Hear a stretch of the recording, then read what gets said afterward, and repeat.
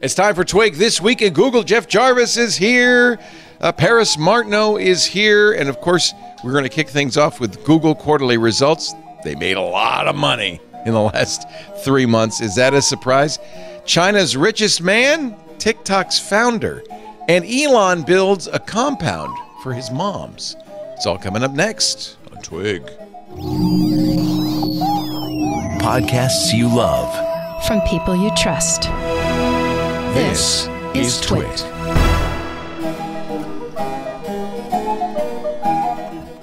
This is Twig, This Week at Google, episode 792, recorded Wednesday, October 30th, 2024. 5 to 10 people at your door. It's time for Twig, This Week in Giggles, the show where we cover the latest news from the Sniggleverse, Giggleverse, and some Google news. Actually, there's quite a bit of Google news this week with the wonderful Jeff Jarvis, who has a new role in the world. I saw roles, plural. Roles. He's got 2. But I announced it here first. Thank you. And like anybody could give a darn what I'm doing, but well, we care. You're writing books, which is the most important thing. And of course, there's the 2 books behind him: the Web We Weave, Three, and the Gutenberg parenthesis, and of course, Magazine, which is a book-ish. It's a book light. It's if you want a nice. It's definitely a book. A quick read with a lot of pictures. You get book. the idea.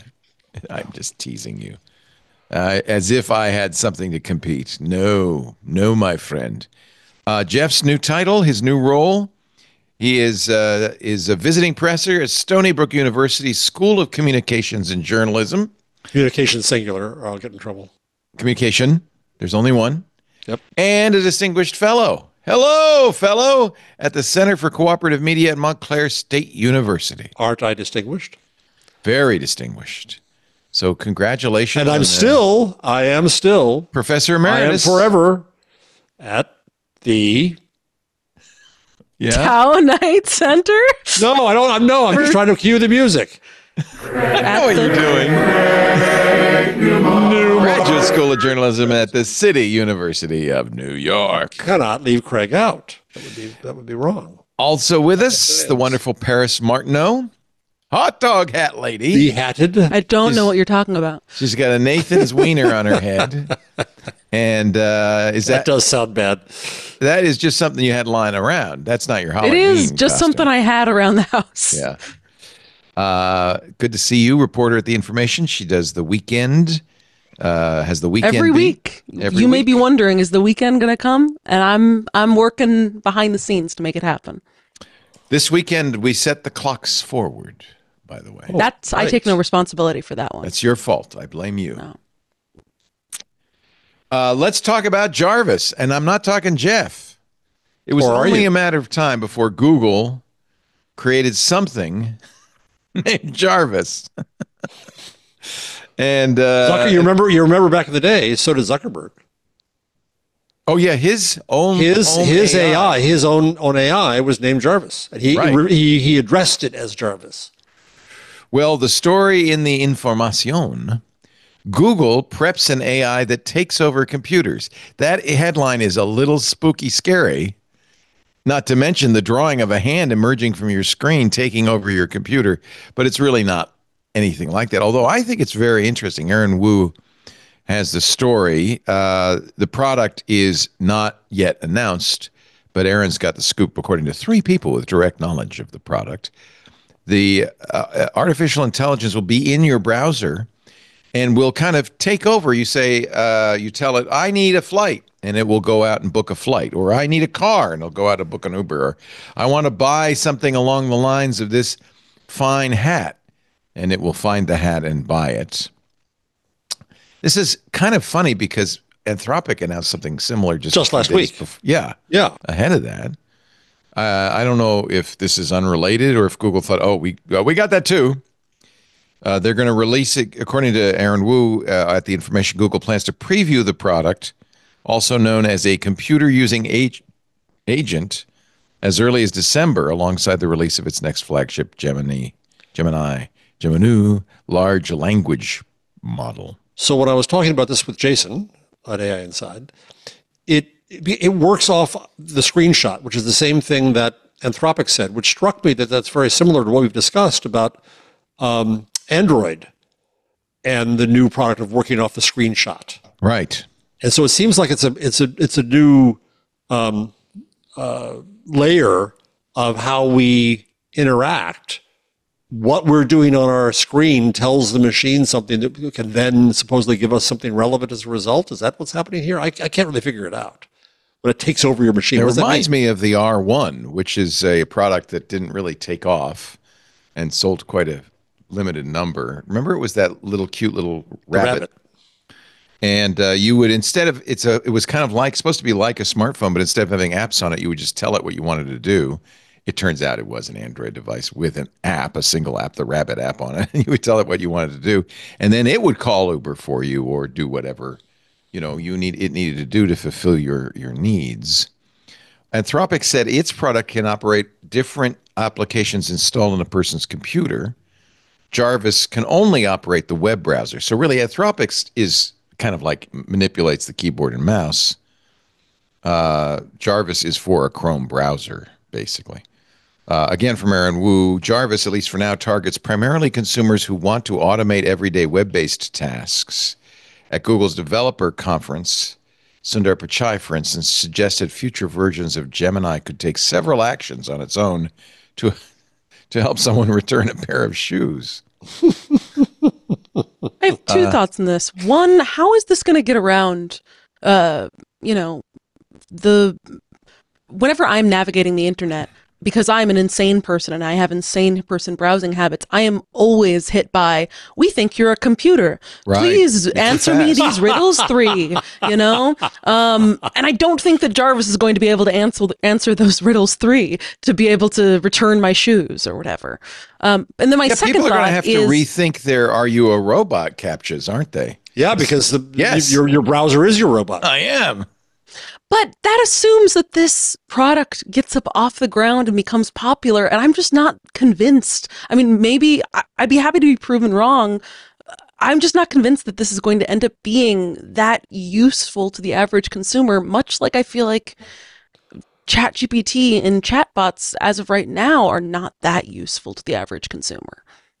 Wu quotes 2 of her sources saying, and this might be a deal breaker, the agent currently operates relatively slowly because the model needs to think for a few seconds before taking each action. So Jarvis will be like, telling your grandpa what to do. Hey. Now press the X button, Grandpa. What? X button? Beat 2, 3, 4. Okay, now what? I don't think that's that's not going to get anybody. Well, this is all, everybody's just going, I talked about this last week. They're all going agent mad. Agents make sense, but if they're not ready, it's a bad experience. Then why do it? And if you don't trust it to do it right, don't do it. But at some level, agents replace apps. And at some level, generative AI replaces apps as well. You're giving commands to things. And do you trust it to go off and do what you want? Does it know enough about you to do it right? So here's the question. Clearly, we understand, and I think Google understands, that one of the desirable uses of an AI would be as an agent. That you would, isn't that kind of what Siri is kind of supposed to be, or Google Assistant? You talk to them and they do something for you. It does something clearly irrelevant and useless, but yes. Well, but we know that that's the goal from science fiction, right? Right. So the question is, should companies release partly their products as a way of getting there, or should they just hold it back till it can actually be useful? Because Siri, I think people have already decided Siri is a moron. And it's given cooties to audio interface for a long time. Well, and then now they've added, our Apple Intelligence came out earlier this week, and they didn't really improve Siri, but watch, they gave it a nice new visual effect on the screen. Now that's it. High tech. Ooh, Siri, you're so smart. Now let's see what Siri says. To who? To who? Let's see what he says. See what he I says. can't read it. It says to Whole Foods Market. Let's see what he says. I'm talking about you, Siri. Send it to Whole Foods Market. I'm talking about you, Siri. Apparently, I just sent a text to Whole Foods that says I'm talking about you, Siri. But you know what? Here's the funniest part. Not again. They're getting a lot of those. Another one? Okay, so you can see it's not smarter. It's just it's attempting. Well, and we don't trust you yet. There's another story in the rundown today that ChatGPT's transcription function, and transcription you think was pretty easy. When it finds silence, it makes stuff up. It adds sentences in, right? Well, how are we going to trust that to do things for us? This is the story from AP that Whisper AI is hallucinating when used in hospitals. Yeah. Not so good. And this is something that's really concerning me because AI-powered transcription tools are being pushed at a crazy rate in hospitals and medical facilities of all types. Even I just took Gizmo for her yearly checkup, and my vet was using an AI transcription tool in the vet appointments. Yeah, I had a slightly more serious doctor. Well, it saves you doing the same thing, but. Well, they've been using I went to the that sort of doctor stuff recently, and he has a thing on the wall. It says, I, you know, so he doesn't have to say it over and over. I will be using an AI transcription tool so that I don't have to be on the keyboard while I'm talking to you. It's recording our conversation. Be reassured that is just used to turn that into text. It will never be, you know, used in any other way. Until the recording is destroyed, stolen. But I hope they call the original speech the ground truth. That's the starting point for the AI. Here, the researcher Alison Konecki, who wrote this study at Cornell, here's a printout of some of the things. So the ground truth was the recording said a cat to cat. Obviously misunderstood. The text, the guy in the black coat. There was one guy called. How do you get from a cat to cat? To the guy in the black coat, there was one guy called. Here's more ground truth. Well, if I was going to make a sandwich without peanuts and some kind of fruit, I would really prefer a really good bakery that has, to which the computer interpreted it. Well, if I was going to make a sandwich out of peanuts and some kind of fruit, I would prefer a really good bakery that is a really good sandwich, which isn't the same thing. It's hallucinating. It's not just the pauses. It's when it doesn't understand as well, it's making up stuff to fill in it's being very helpful. It knows its human master wants something, and it's going to give you something. So you're at the doctor's and it says, amputate his right leg, and it makes that up. Right. A University of Michigan research. Go ahead. The thing that worries me is, what the effects of this that could be farther down the line. If every doctor is using this, if this is integrated into your medical files, just as like a seamless part of note-taking, what happens when suddenly, someone has a disease or health risk noted on their medical files time and time again that wasn't ever actually noted by the medical professional. It just got in there because of a transcription error. And then we know how Sisyphean the U.S. healthcare system is. You're never going to be able to get that removed. Right. What a nightmare. So that's kind of that earlier question, which is, is it better? Sisyphean? It's pushing a Sisyphean. No, I know that. I'm trying to think. I've always wondered how to say this. Is it Sisyphean? Sisyphean? Yeah. Okay. How would you say it? Sisyphean? Either way. No, there's probably a right way here. And I'll bet you were right. I just hadn't heard that before that way. I've always heard Sisyphean seems awkward. Let's play Sisyphean says Google. Sisyphean. Oh, but Google says Sisyphean, the other one. Sisyphean. Oh my, wait a minute. No, wait a minute. That's less commonly. Wait a minute. Let's get the more common one. Sisyphean. It's the same. So basically, both are okay. Sisyphean or Sisyphean. Oh, okay. Both are okay. The parents does not need to go with the... I guess the fact that we can't figure it out means the task of figuring out this pronunciation is Sisyphean or Sisyphean. And is left to the as an exercise to the AI. Thank you. Sorry, I didn't mean to take my point, which is, should you release these things because they only get better by being out in the wild. And then really put guardrails around it, like tell the doctors, no, whatever you do, don't get rid of the recording. That's the ground truth. This is just kind of. But who's going to go back and look at it? Who's going to notice the mistake was there? That's where Paris is right. You can say, I know we didn't say that, but then but the record says this. How do you get that audio? No, I can't release it because of HIPAA, even though it's your words. So I was talking about this earlier on Windows Weekly. Our good friend, dear friend, Cory Doctorow, who was on Twit a couple of weeks ago, coined the term, became the word of the year, in shitification. But I think that actually what's happening in the AI world is not in shitification, but in clipification. It's turning everything into an annoying little assistant that is just wrong and useless. Oh, you're so right. In clipification. That's good. It's in clipification. It's clippy. Good. Everything is becoming kind of this idiot savant. Could we have that for our show title? Clipification. I think so. We'll make it the show title. I think, here's the problem is if it's flooding the zone with just, and it's not evil or bad. It's trivial. It's banal. It's banal. I mean, I've noticed this recently. Is it banal or banal? It's banal. I was taught banal, but okay. Okay, a little. We gotta get this right here. Let's see. I know it's banal. Banal. Yeah, banal. Okay. There's no alternative. Okay. There is none. It's something I've noticed recently with looking at posts on Twitter.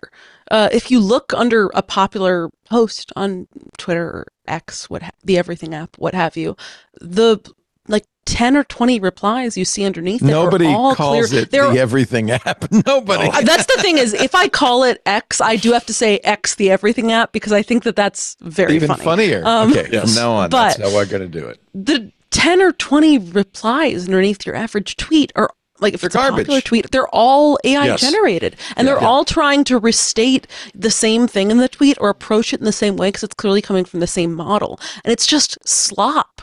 It's slop begets slop. It's awful. It is. It's slop all the way down. It's my friend Matthew Kirschenbaum. It's the textpocalypse. Yeah. Is this what happens to your X posts? Paris, is that you just get a lot of. I haven't found that much, and whenever I have posts that go viral, I mute them because I don't want to have to deal with that.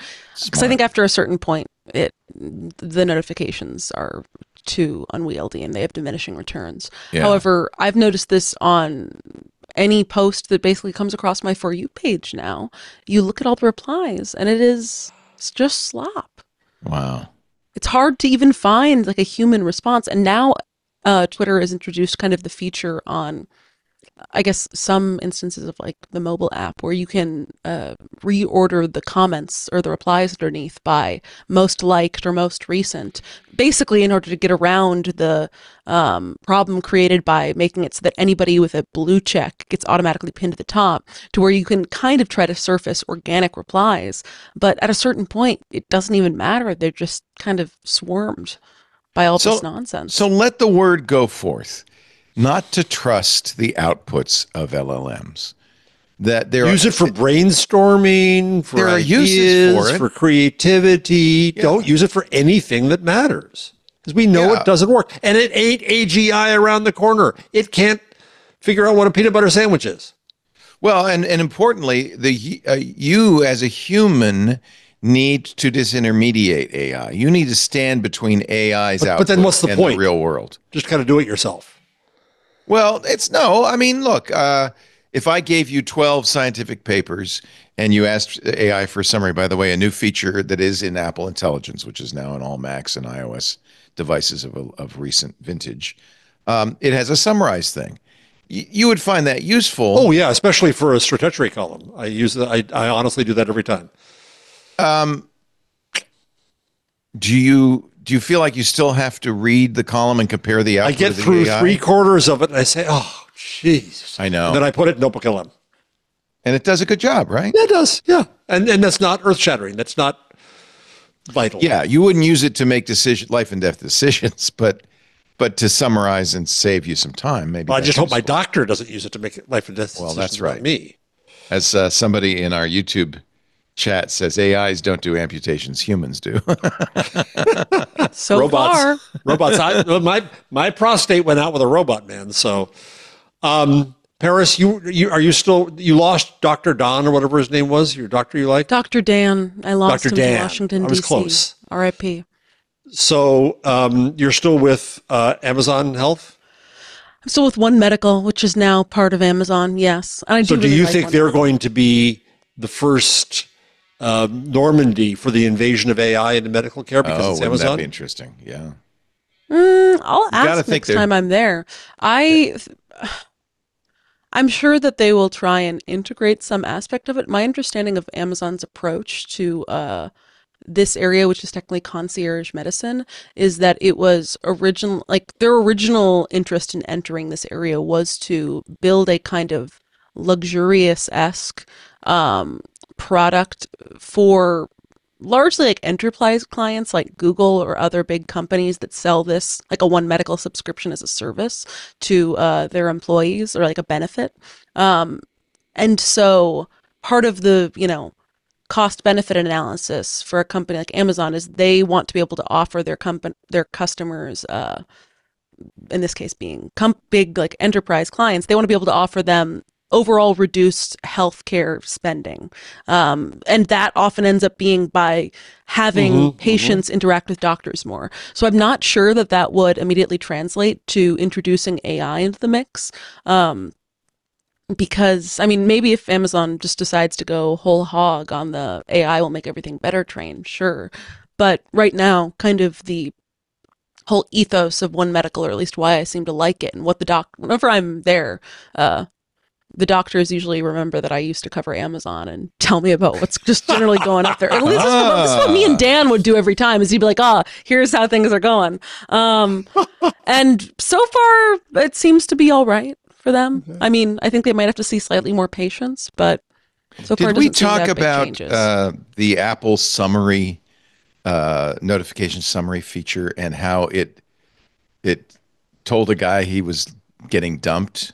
Yeah, I don't think we did, but that's my two exposures to it are a guy who was told in brief he was getting dumped and a guy who got a summary of his mom's text, which was originally about how she went on a killer hike and is now coming home, and got a summary that said, hike resulted in her death. She is now coming home, or something like that. Holy cow. So this is a feature, again, rolling out in iOS 18.1 to all Apple users who are using late model iPhones, iPads, and Macs. Here's the tweet from Nick, got his 01. Nick is a developer. For anyone who's wondered what Apple Intelligence summary of a breakup text looks like, and he posts it, no longer in a relationship, semicolon, wants belongings from the apartment. Nick says, yes, this is real. Yes, it happened yesterday. Yes, it was my birthday. Oh, burn. But Here, if you I'll read post the one I found in the Discord. If you read the original text, it's actually an accurate summary. That's that's what happened. It's kind of harsh. Here it is. Oh, this is terrible. This is from Andrew Schmidt on X.com. My mom. The everything site. The X.com, the everything site. Apple's AI summary attempted suicide but recovered and hiked in Redlands of Palm Springs. And the ground truth was that hike almost killed me. Wow. It lost the almost. Well, I guess it didn't, in the sense that she died and then she came back from the dead and then it almost killed me. See, this is the thing about AI. It has no ability to have reality. It doesn't know context. Yes, it does. It cannot test against reality. There is no reality. There is no meaning. It is the ultimate nihilist, Paris. It is an entirely nihilist universe that has no meaning. That's what AI is. And yet I have to say, hey, that gives a bad name to nihilists. Come on. Me and Benito here are holding up the fort. I've had this feature for some time, and there are some useful things. For instance, it says my Ring doorbell, 5 to 10 people were at my front door, not all at once. That but Damn, you're that's popular. rolled up. Oh, And you then forgot you I were love out of that the it makes it party. seem like there's a gang at your front door, but it's probably just you going in and out your front Yes. door a couple times. It was me. So isn't that funny? But at the same time, 5 it's to 10 better. people at your front door is so funny. It's better than like 10 messages one after another as somebody comes and goes and comes and goes. Well, I know better. I know that 5 to 10 giving people you are more at my information front door. than Well, plus pretty then funny, it's though. 5 to 10. Can it count? yeah, doesn't it know how many people were at your door because it's got a camera there? Okay, so this is what I would have gotten without the summary. I think you can see that. There's a person. Oh, in front so of the this 5 person. to 10 people is an Apple summary, not a Ring summary. Yes, that's from Apple. That's the Apple Intelligence. Why is so person funny. I saw capitalized this. and front door is capitalized? That bothers me a lot. Well, that's Ring. This is the Ring notification. And it also capitalized person. So you're right. That's kind of bad grammar or something. But it's somebody was coming and going, I guess. And so and the Apple summary was a little strange. But the summary is also, they're all gone now because you only got a summary. You didn't get the notifications. No, I got both. I can expand it. So I expanded the one. Yeah. I'm curious, Leo, does this work? Does the Apple summary work for like group chats? Yes. Will it try to summarize like an hour? Like my group chat probably in an hour can do a couple hundred messages depending on what's going on. Oh, yeah. Will it try to summarize that? I don't for me? know. I don't know. Do you I'll have have an to iPhone? download the new update. Yeah, you I'll need do that right now. 18.1, and you need to apply, which is weird because it'll tell you in about 5 minutes, okay, you're in. I mean, it's like, it's not exactly the most exclusive nightclub in the world. I also want to know how it's going to take like inside jokes and stuff that you only say to. Can you imagine Paris's feed? I suspect it's going to be a source of much mirth and merriment. Yes. You get a lot of these screenshots in the next coming weeks. Yeah, get ready. Your X.com, the everything app feed will be full. What's it called? Apple. So if I'm going to search Twitter for it now. Apple Intelligence. Or Apple AI. You could try that as well. It's pretty funny. Oh, hey. That just came up. Hey, Apple somebody else Intelligence may need to append a correction to this summary. Washington Post. Jeff Bezos criticizes the Post's lack of presidential endorsement in an op-ed. What? No, not exactly. Not quite. Another one. Multiple users. Okay. Multiple users I want to ask you commented about that. on your recent submissiveness. Sorry, Leo. I want to talk about this endorsement thing because I think it's kind of interesting. Independent of whether Jeff Bezos told the Washington Post, by the way, lost According to the 200 Washington Post journalists, he did. So He did, and a bunch of people quit, and 200,000 subscribers canceled. 250,000. That's a substantial number. Yeah. $30 million But value. And I want to ask the journalists here, honestly, if he'd done this 10 months ago or a year ago, I would kind of say, yeah, you're right. A newspaper That's should what not everybody's been endorse saying. candidates. Marty Barron said that. Everybody's been saying that. Yeah. Yeah, but he Timing. didn't do it 10 months ago. He did it this week. While The week before he the did election. He did it the week before the election when the editorial board had already written their endorsement. The And draft they'd was endorsed done. in other campaigns, but not the most Yes. important one on earth. Oh, and they do endorse in other stuff. They already did. And yeah. they've I admit- endorsed This for collection. decades and decades. Like, Right. you know. And I admit, in my research, I voted already, but in my research, California, we have this horrible initiative ballot system. It doesn't take very many signatures to get it on the ballot, and they are often very misleading in their wording. I don't know how any normal voter is supposed to figure this out. But I do a lot of research. I go to the League of Women Voters site and Ballotpedia, and they list newspaper endorsements, and I pay attention to that. At a It's not certain the level.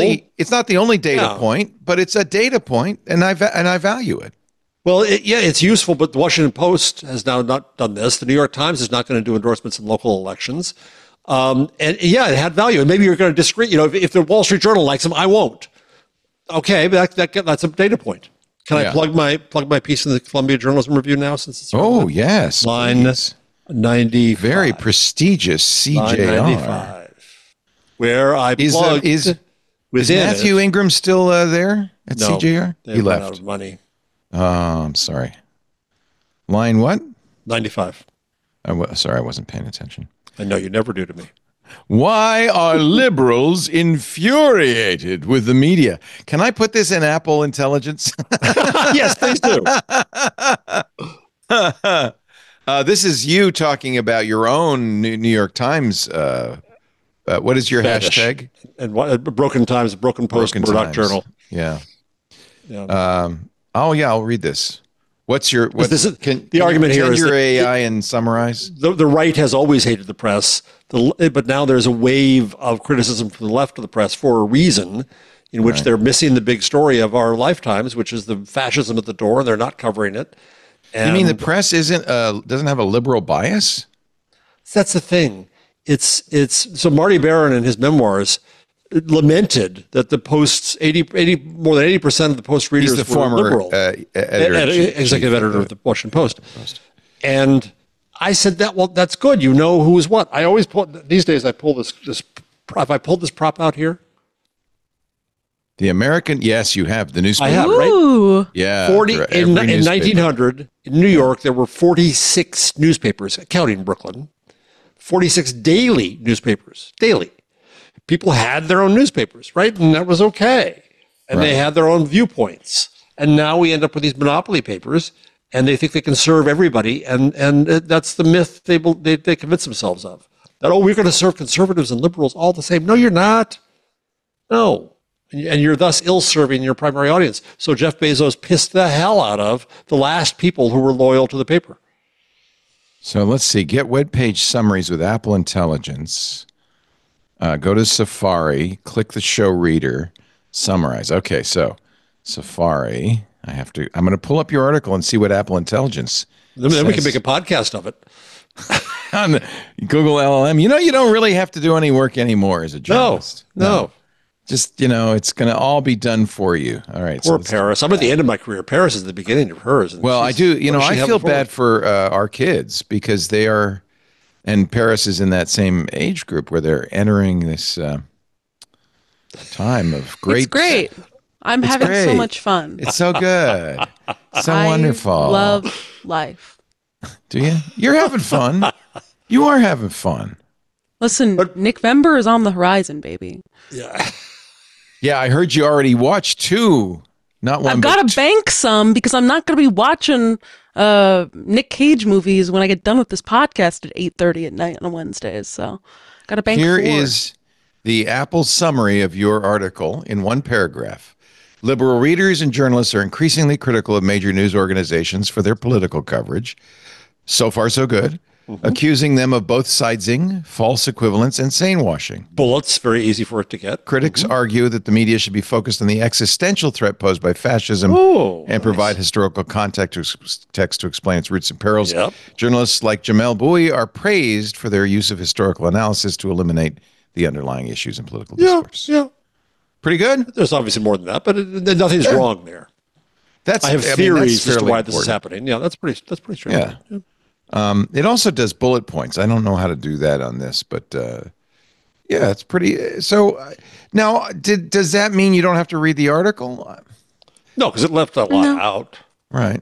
And my bon mots and my plug in the article for If Books Could Kill Podcast is in there, which was noticed on the Twitter. Yeah.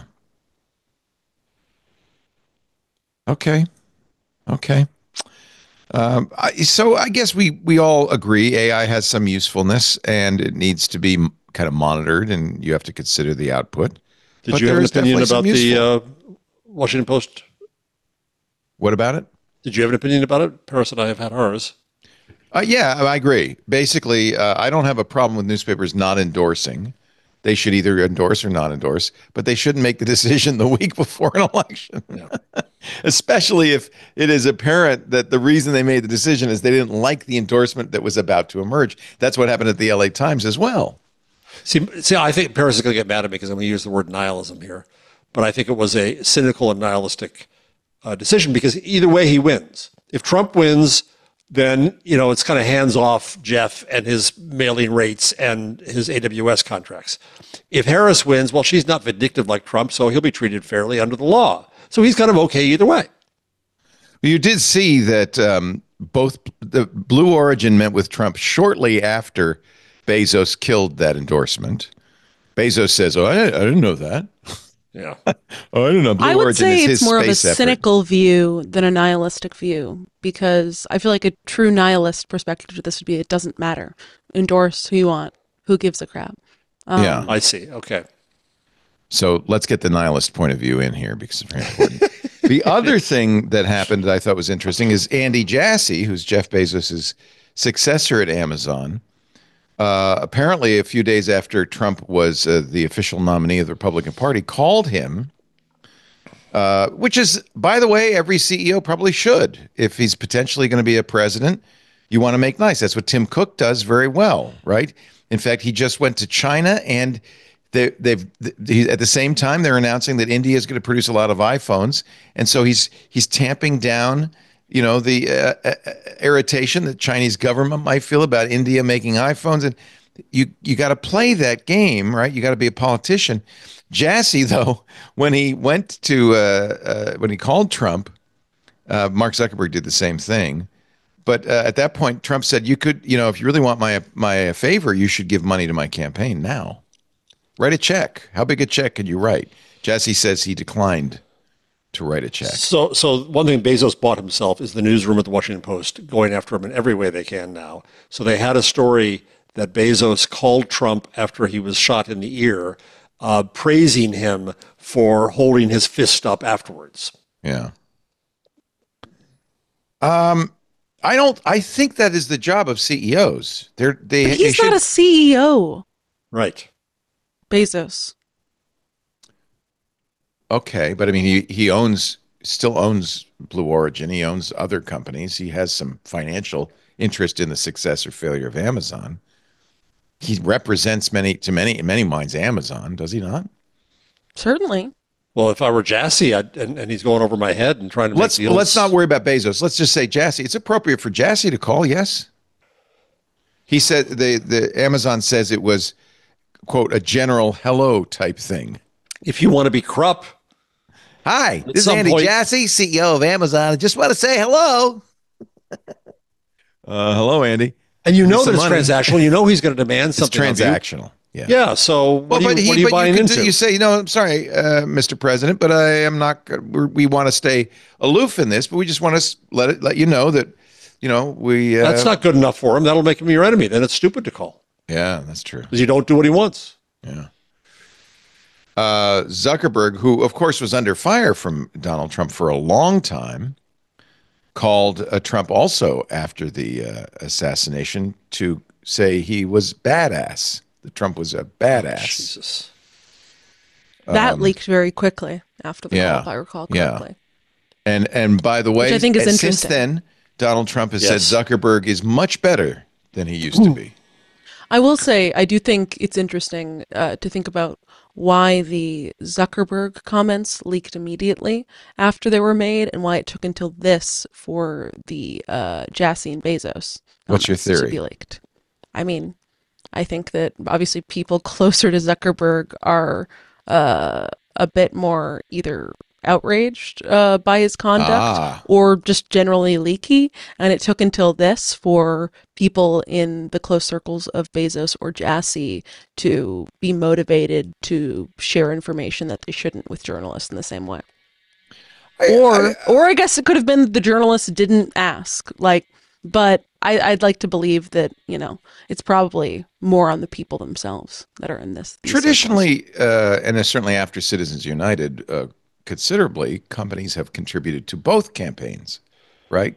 Give not equally necessarily, but often equally to both the Democrats and the Republicans because they want to be on the good side of whoever wins. But now you're going to get judged this way. Politics businesses are somewhat apolitical in that sense, aren't they? But can they afford to be anymore? I mean, if young people, especially people with actual morals like our Paris, say, I'm only going to buy from a fashion company that does sustainable fashion, then the company has to make a stance on that. And you're going to be judged according to that. And that can spread very easily into whether you're for fascism. Yeah. Of course, if you bring in the historical perspective, the media were very complicit in the rise of Hitler. because the media barons in Germany thought they could control him. Yeah. Guess they couldn't. Generals thought that too. All right, moving along. This will get you in trouble with. Do you have any conservatives left watching the show? Oh yeah. Oh yeah. That's fine. You know what?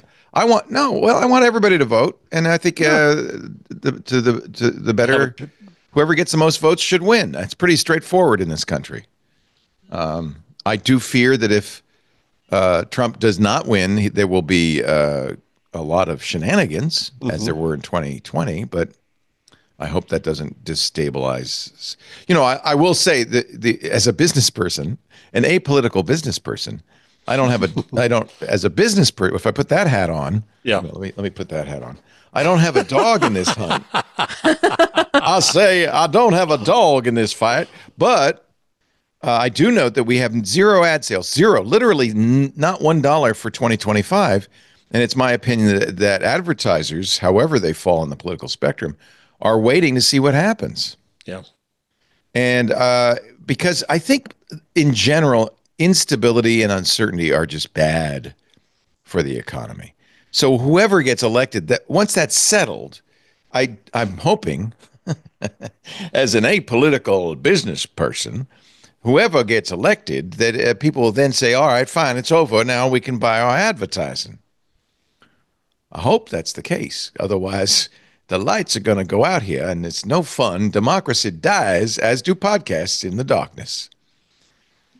So, Benito, if you were good, you would have turned off the lights right then. But he doesn't control my lights. With the switch here. I have my own switches. If we were still in the studio, you could have done. Yeah, it would have gotten dark. You need a remote control, Benito. All right, you guys can pick something. Do you want to talk about why apples are so good these days? That's exactly what I was going to say. I think we're best. This podcast is best when we talk about food. Mm-hmm. And we have many, many examples of that. We are living, according to Scientific American, in a golden age of apples. Yeah, you thought I was talking about computers. No, I mean apples. For those of you who are listening, the image on the screen right now is fruit. Apple fruit experts divide time into before Honeycrisp and after Honeycrisp. Now, what's your favorite apple there, Paris? I don't know if I have a favorite. See, when I was young, and Jeff, because you're of a similar vintage, you might remember, I loved Macintosh apples. But the grocery stores don't like Macintosh apples because they have no shelf life at all. We would go right around this time of year up to the apple farms, pick your own, get some cider, come back. Those were the best apples I ever had. But you can't get them in the store. I'm allergic. You're allergic. Have you tried the microwave trick, Jeff? Have we talked about this before? No. One of my favorite people I work with, Martin Piers. Yes, we've argued, Lovely cantankerous editor. Mm-hmm. Are you going to bring us another Ed Zitron type here? I mean, listen, Martin on the podcast would be insane. Martin should be asleep while we're doing this podcast. Let's get him. Get him. Should we? Can you help us get Martin Piers on the show? I'll ask Martin if he wants to get on the podcast. I would love him on the pod. I don't think he is an in-office freak, so I don't think he would do that. He'd want to be working.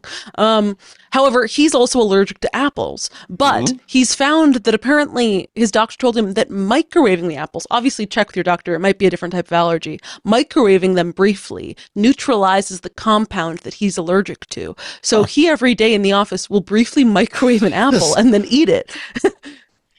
This sounds like a eccentric action. What is the scent? Yeah. Is he British?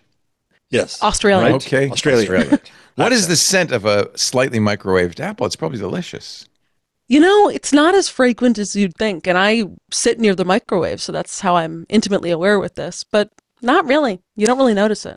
So I expect it to be much more juicy. The Journal says, many of us remember the U.S. apple market was dominated for decades by one variety, Red Delicious. Have you ever had a Red Delicious? They say it's a bold name for a bland apple. Certainly red, with a lovely rich jewel color and a handsome shape, but delicious. The main alternative was golden delicious, perfectly fine, but similarly uninspiring yellow variety. Tart green Granny Smiths, which were from Australia, you could ask Martin about them, started taking a decent share of the market in the 80s, and that's where we were stuck. You had three varieties, golden delicious, red delicious, and Granny Smith. Does that ring a bell, Paris? Yeah. There was a time when we lived in a dearth of apples. We had an apple dearth. But at some point... As we are now in a banana dearth. We need to do work with bananas. Did you know the ancestor of the apple of Malus sieversii still grows wild in what is now known as Kazakhstan? Farmers began domesticating apples sometime between 10 and 4,000 years ago in the Tian Shan Mountains of Central Asia. This is from genetic analysis, so this is real, this is science. The cultivated varieties spread quickly along the Silk Road. Breeders crossed them with another wild species, Malus sylvestris, and propagated them all over the Roman Empire. But grocery stores were really what caused the problem because they wanted an apple that had a long shelf life that wouldn't get mushy.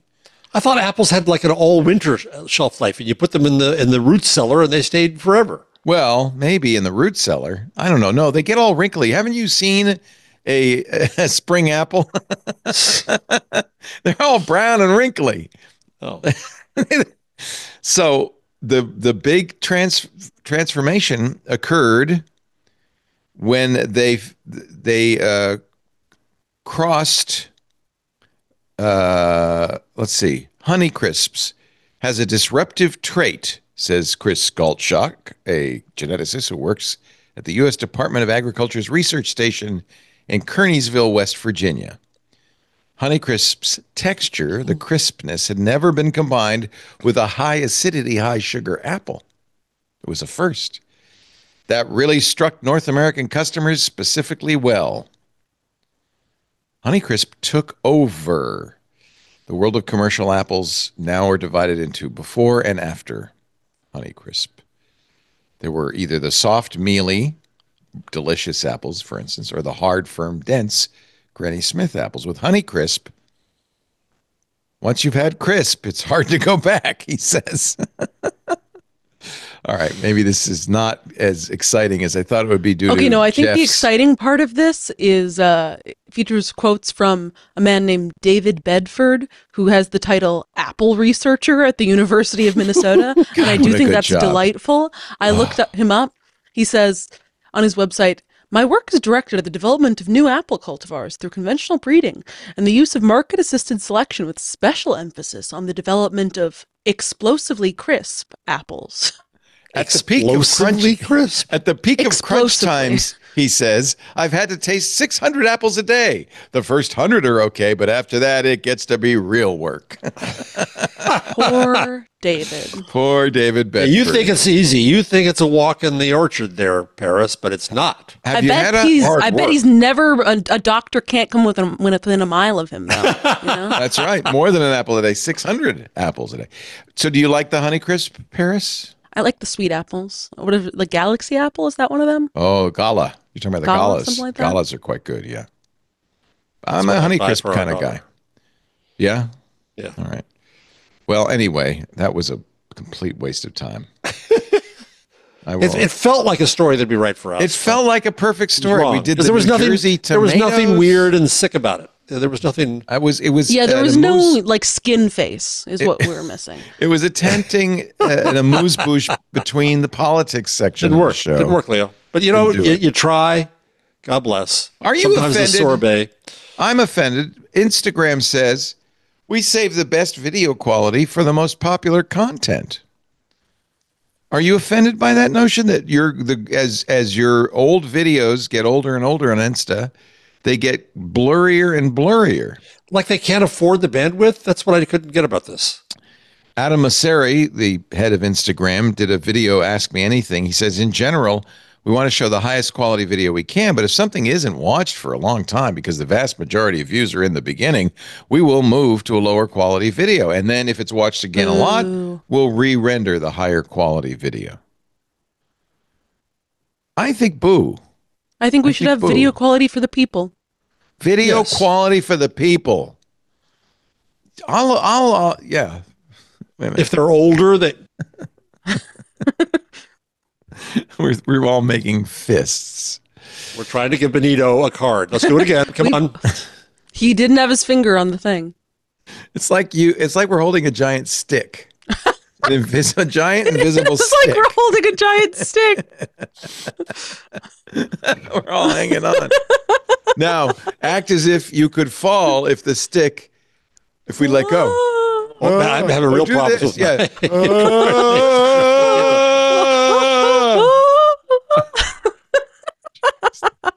That was really terrible. This is why you got to watch the video, guys. This is some great, not prop comedy because there's no props, but mime comedy.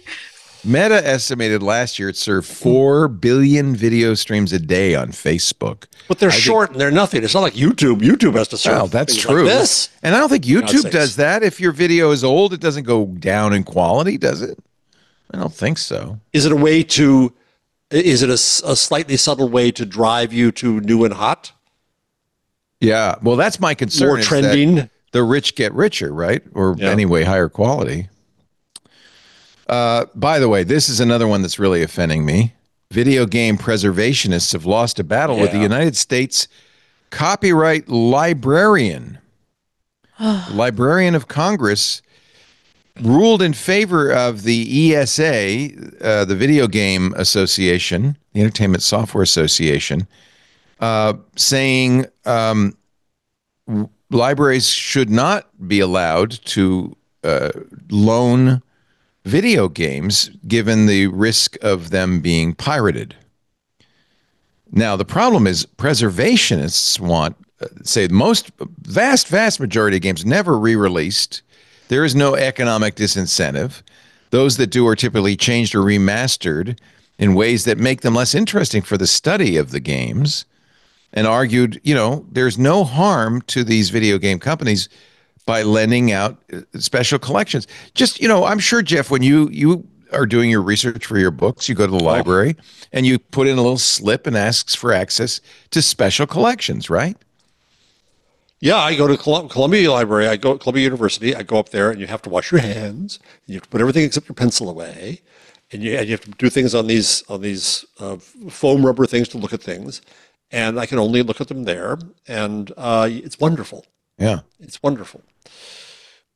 So the library review request cannot happen for video games. Copyright Office, according to The Verge, already lets institutions lend out other forms of media, even software, remotely, as long as they don't lend more copies than they own. Video games are still treated differently, and the Librarian of Congress has ruled should continue to be. The Register, that's what they call it, concludes that proponents did not show that permitting off-prem access to video games are likely to be non-infringing. She also notes the greater risk of market harm with removing video games exemption premises limitation given the market for legacy video games. But as the researchers point out, nobody's buying these old games. And honestly, I am firmly in the court of this is a form of our cultural it's heritage. Research. So I really want to take us to something quite relevant from our friends at Internet Archive on line 111. Yeah, 112. yeah, because they just did a report on our vanishing culture. Yeah, and they do it in the context of the attack. By the way, Internet Archive is back online now. God bless it. Hallelujah. But they say that in the final days of preparing this report, the Internet Archive was hit with a distributed denial of service attack, taking its services offline before recovering in a provisional manner. While experienced this before, they go on to list others that have had the same problems, British Library and so on. As we increasingly rely on digital archives to preserve our shared cultural heritage, any interruption in access reminds us of the fragility of our digital landscape. Given these growing threats, it is clear that more research is needed to better understand how to protect digital libraries, and protect them from all kinds of things, from attacks, but also from courts that don't want researchers to research. It's copyright gone mad. Yeah, that's really the bottom line of both those stories, is that the copyright holders have an undue influence on the courts and on the Librarian of Congress. And that's a shame, because the internet culture, game culture, that is our culture. That is that in the last 20 years, that's been what, most closely reflects what's going on in our society. A huge loss for gamers' rights. I agree. And by the way, thank God that the Internet Archive is back up. I hope if you have use they the restored the ability to save pages though? I think so. I think they're fully up now. Yeah. If you go down that report a little bit, page 14 has a count of how many pages are dead or alive, endangered or restored or preserved. I mean, there's this ongoing work to keep us going, and it's the heritage we have. Page 17, 470,000 pages from the MTV News website have been preserved by the Internet Archive since 1997 because MTV has erased everything from its past. Yeah. Is this the graph you're talking about? Yeah. URLs preserved in the Wayback Machine. So out of 5.4 million URLs, 26% are dead, 10% vanished. Of the alive percentage, 74%, 18 are endangered, by which they mean they're not in the Wayback Machine. 16% are accessible through the Wayback Machine, and 56% are preserved, I guess, in some other way. That's good. It's better than I would have expected, honestly. Yeah. But still, that's 10% of our history gone forever. You would think that the last few decades have been recorded, preserved, memorialized in a way no other decades in history have been. Well, it's because paper was a great archive. Link rot has really, because it's digital. You make a really interesting point. Yeah. Paper, especially papyrus, will live for thousands of years. But digital stuff really depends on somebody making sure that the format is compatible, that there's something that can play it, something that can read it. It could very well be 100 years or 200 years from now to be a black hole, that all 100,000 podcasts that we've done here on Twit would be lost forever. It only really takes one bad solar storm. Yeah, that's true. A few cosmic rays and this is why we have to have a Club Twit stretch goal to get every podcast episode engraved in vinyl. That's a good point. Vinyl would survive a solar storm, a neutron bomb, even being buried underground for hundreds of years. You could still play it back, and wouldn't be too hard for an archivist of the next century. If you're to listening to this in the year 6052, that's why we're there. We why we're here. Hit the stretch goal. There was this thing called Nathan's Hot Dogs. They were very famous. Time. Yeah. They once held a 4th of July hot dog eating contest. I was there. Is that where you got the hat? Yeah. Oh, I love it. On Coney Island, was it? On Coney Island. Where else? Before the Great Split happened. The Great Bifurcation. Yeah. What was the Great Bifurcation? It's the when our main hot dog guy got kicked out. It was just like in heavyweight boxing, where you had two champions. That's bad news. It's more like Pete Rose. Yeah, Joey Chestnut, the OG of rapid dog eating, took a deal, I believe, to do a separate hot dog eating contest. I believe on Netflix. Have we done an hour already, and I haven't done a single ad? That's true. Yeah, we gotta take a break. 4, folks. Oh my God! Which is good news, but I just realized. Well, we're not used to having ads on this show. We're used to just blabbing on and on without any breaks. All right. Well, in memory of Joey Chestnut, I would like to tell you about our sponsor, Veeam. Make sure your data is safe. Get data resilient with the data resilience leader, Veeam. Without your data, your customers' trust turns to digital dust. Yes, I made that little rhyme up just for you. That's why Veeam's data protection and ransomware recovery. Oh, you like those two words, don't you? ensures that you could secure and restore your enterprise data wherever and whenever you need it, no matter what happens. I don't know why every company in the world isn't a Veeam customer. They are the number one global market leader in data resilience. 77% of the Fortune 500 uses Veeam to keep their businesses running when digital disruptions like ransomware strike. This is the tool everybody should be using. When I see in the headlines, oh, they had to pay the ransom because they didn't have copies of their data, I wonder, what were they thinking? Veeam lets you back up and recover your data instantly across your entire cloud ecosystem, wherever it lives. With Veeam, you might even stop the ransomware before it hits. You can proactively detect malicious activity. And this is really important. It removes the guesswork, kind of gives you the assurance that you're doing the right thing by automating your recovery plans and policies. You do have recovery plans and policies, don't you? Veeam can help you get those. Get real-time support from ransomware recovery experts, too, should the worst happen. Look, there's no question. Data is the lifeblood of your business. Now's the time to get data resilient with Veeam. Veeam.com. Veeam.com. Go to Veeam.com to learn more. I don't want to see you in the headlines, so do it. Go to Veeam.com. And if Joey Chestnut had just gone to Veeam.com, no, Joey's still around, right? He's not, nothing happened to Joey. He was banned from the because he did a deal with a competing hot dog. Because he did an endorsement deal with Impossible Foods. Non-meat hot dogs. It was non-meat hot dogs. That's even the worse. Crime. Yeah, that is even worse. If they'd been pork hot dogs, maybe. Yeah. Alphabet. Major League Eating went out for blood. We should probably mention that Alphabet's quarterly results came out today. I was just going to suggest that. I want to mention that. Actually, it was yesterday. They announced a Q3 revenue. This is 3 months of $88.25 billion. A big jump, $11 billion more than the same quarter last year.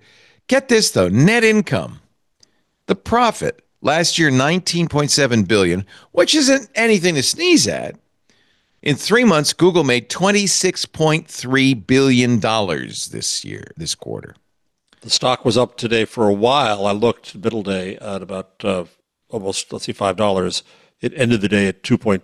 It's $5. It's up at the end, up 2.29%. It was up 5%. That's amazing. Yeah. People they like this. We were talking on Windows Weekly about Microsoft's results, even better, slightly better. It's a good time to be a tech company. Weird thing came out of Sundar Pichai's mouth, though, that I think everybody agreed might not have been the best thing to say. He said that 25% of Google's code is now being written by AIs. Why is that a bad thing to say? They make AI. They want to show how useful it is. If you think it's doing a good job, I guess. That's their responsibility in the end. If it breaks, then that's still their problem. More than a quarter of new code at Google is generated by AI. By the way, how do you measure that? By lines or what? Probably by lines, yeah. Okay. It is, of course, reviewed and accepted by engineers, Pichai said. This is on the earnings call. That's kind of, you know what? It's a big statement about how well AI can generate code. Yeah. Kids, don't go to get a computer science degree. Come to the new degree that I'm going to help start. That's about the humanities in AI and the internet. And you don't have to code because the machine's going to do it for you. So you want to learn something else. You aren't going to be teaching journalism? I'm branching out. AI has been very good to you as well. Mm-hmm. Yeah. True. Operating income was also strong. Google services, $30.9 billion. That is up almost 30% from last year. Google Cloud, $1.95 billion. Last year, $270 million. Wow. Is that they said AI was so great for them. Is that where that comes out? I guess it must be. What other changes were there? Google Cloud has always been a laggard to Microsoft Cloud and Amazon. And Amazon. Amazon the champion. Google was always a slow number 3, but boy, I mean, they still are. I should point out Microsoft's cloud and Amazon's cloud did fine, but $1.95 billion in revenue compared to last year's $250 million. Does it say what the proportion of total revenue is of advertising now? Because that's been the number to watch. Is how well they're... Google still generates 75% of revenue from ad sales, and revenue from both search and YouTube ad sales increased around 12%, slightly lower than the previous quarter. That's way down from what it was. I mean, it was 98%. Yeah. This They're is some diversifying. more detail from my colleague Aaron Wu, who covers this. Free cash flow fell 22% to $17 billion, which They're reflects spending it on increased AI. spending on data center and computing Yeah. for AI. Yeah. Losses from Alphabet level activities, which is kind of includes its main AI group, DeepMind, increased 39% to $3.2 billion in the third quarter compared to the second quarter. It was nearly twice as high as the same cost last year. It's good to be the king. I guess, yeah.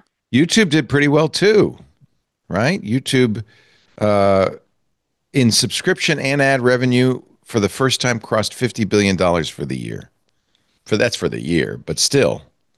What's interesting is they do not make a distinction between ad revenue and subscription revenue, which makes sense. I almost feel like the ads are there to drive you to subscribe.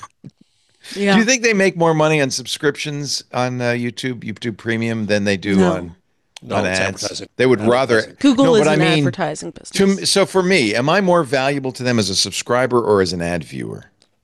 Probably as an ad viewer, Really interesting. I guess. I mean, that's based on nothing, but just based on the fact their business is advertising. Yeah. And probably the people who subscribe consume enough content that they'd be seeing a lot of ads. I think that's it. It depends on how much you actually consume.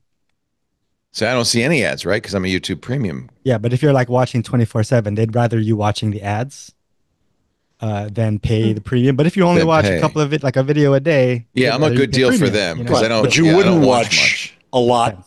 The thing is, they would lose you entirely if you had no choice but to see too many ads. So it's a way to hold on to you no matter what. Right. But yes, you guessed that the growth in cloud was due to AI, and that is probably so.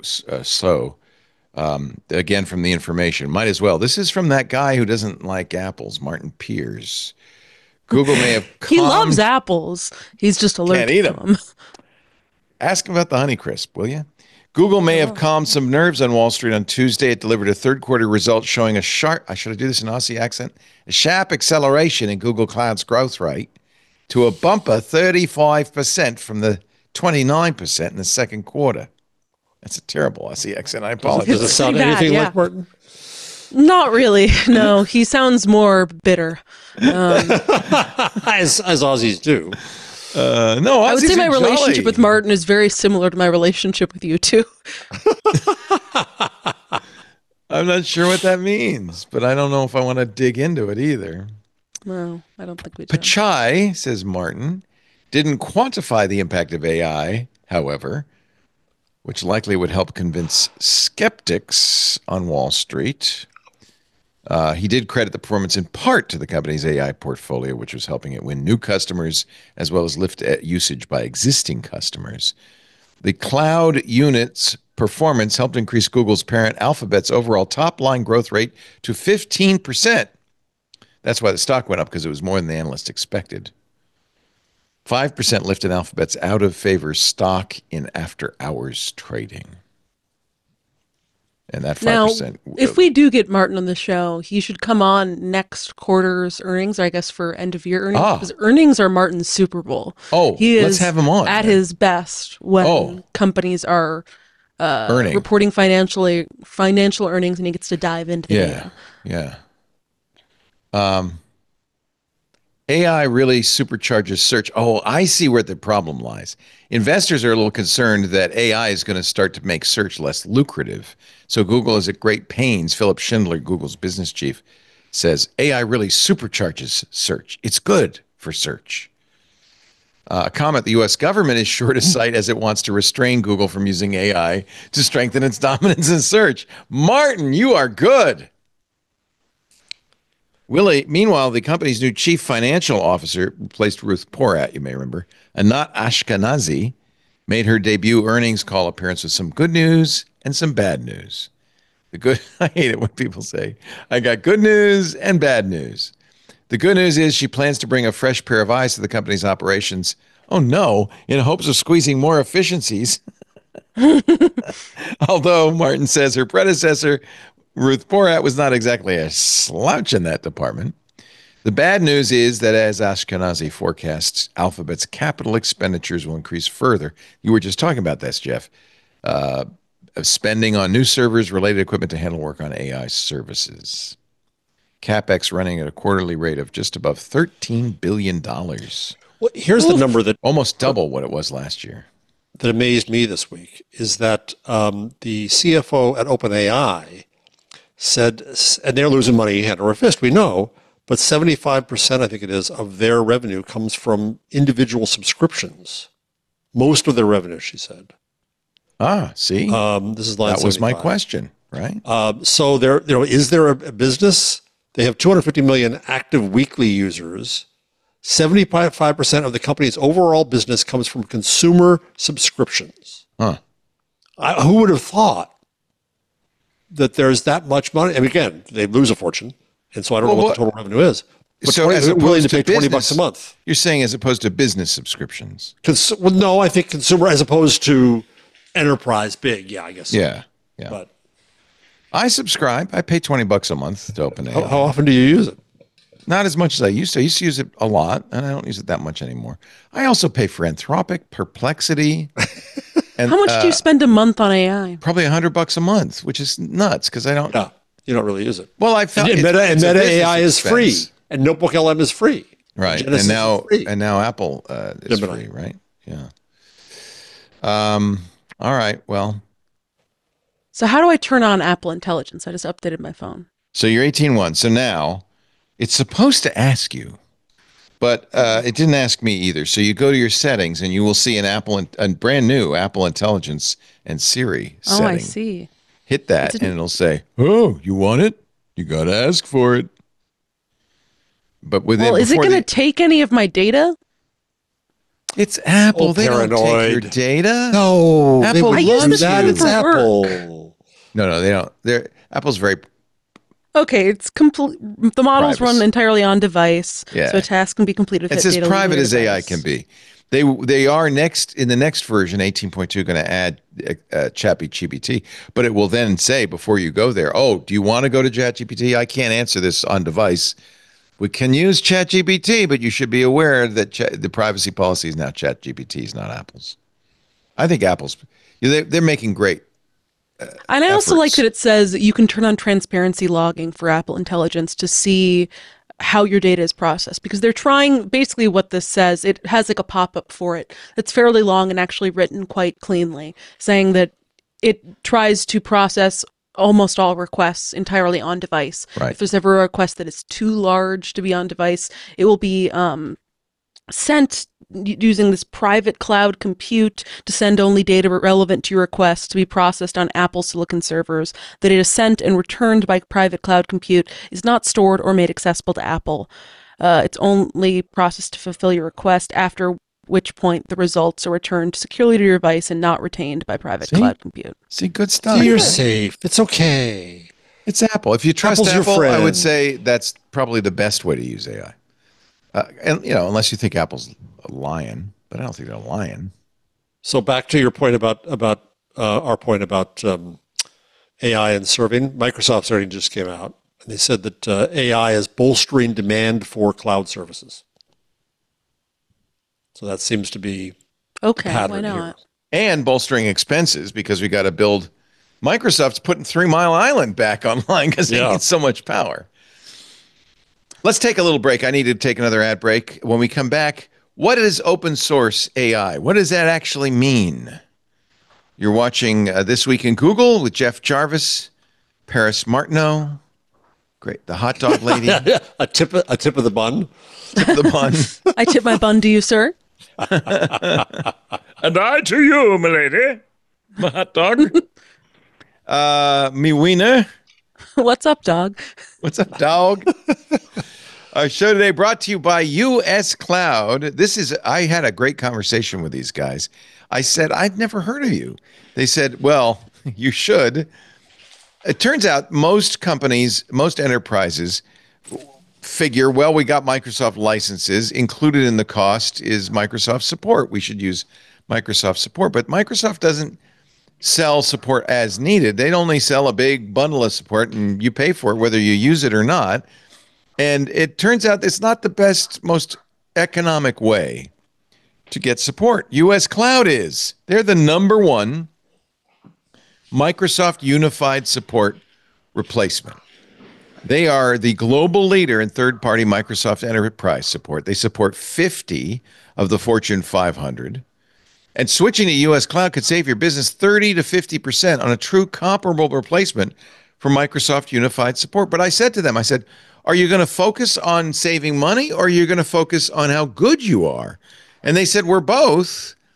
Companies definitely care, but US Cloud does great support for the entire Microsoft stack, 24/7, 365 days a year. Here's the key. They respond faster.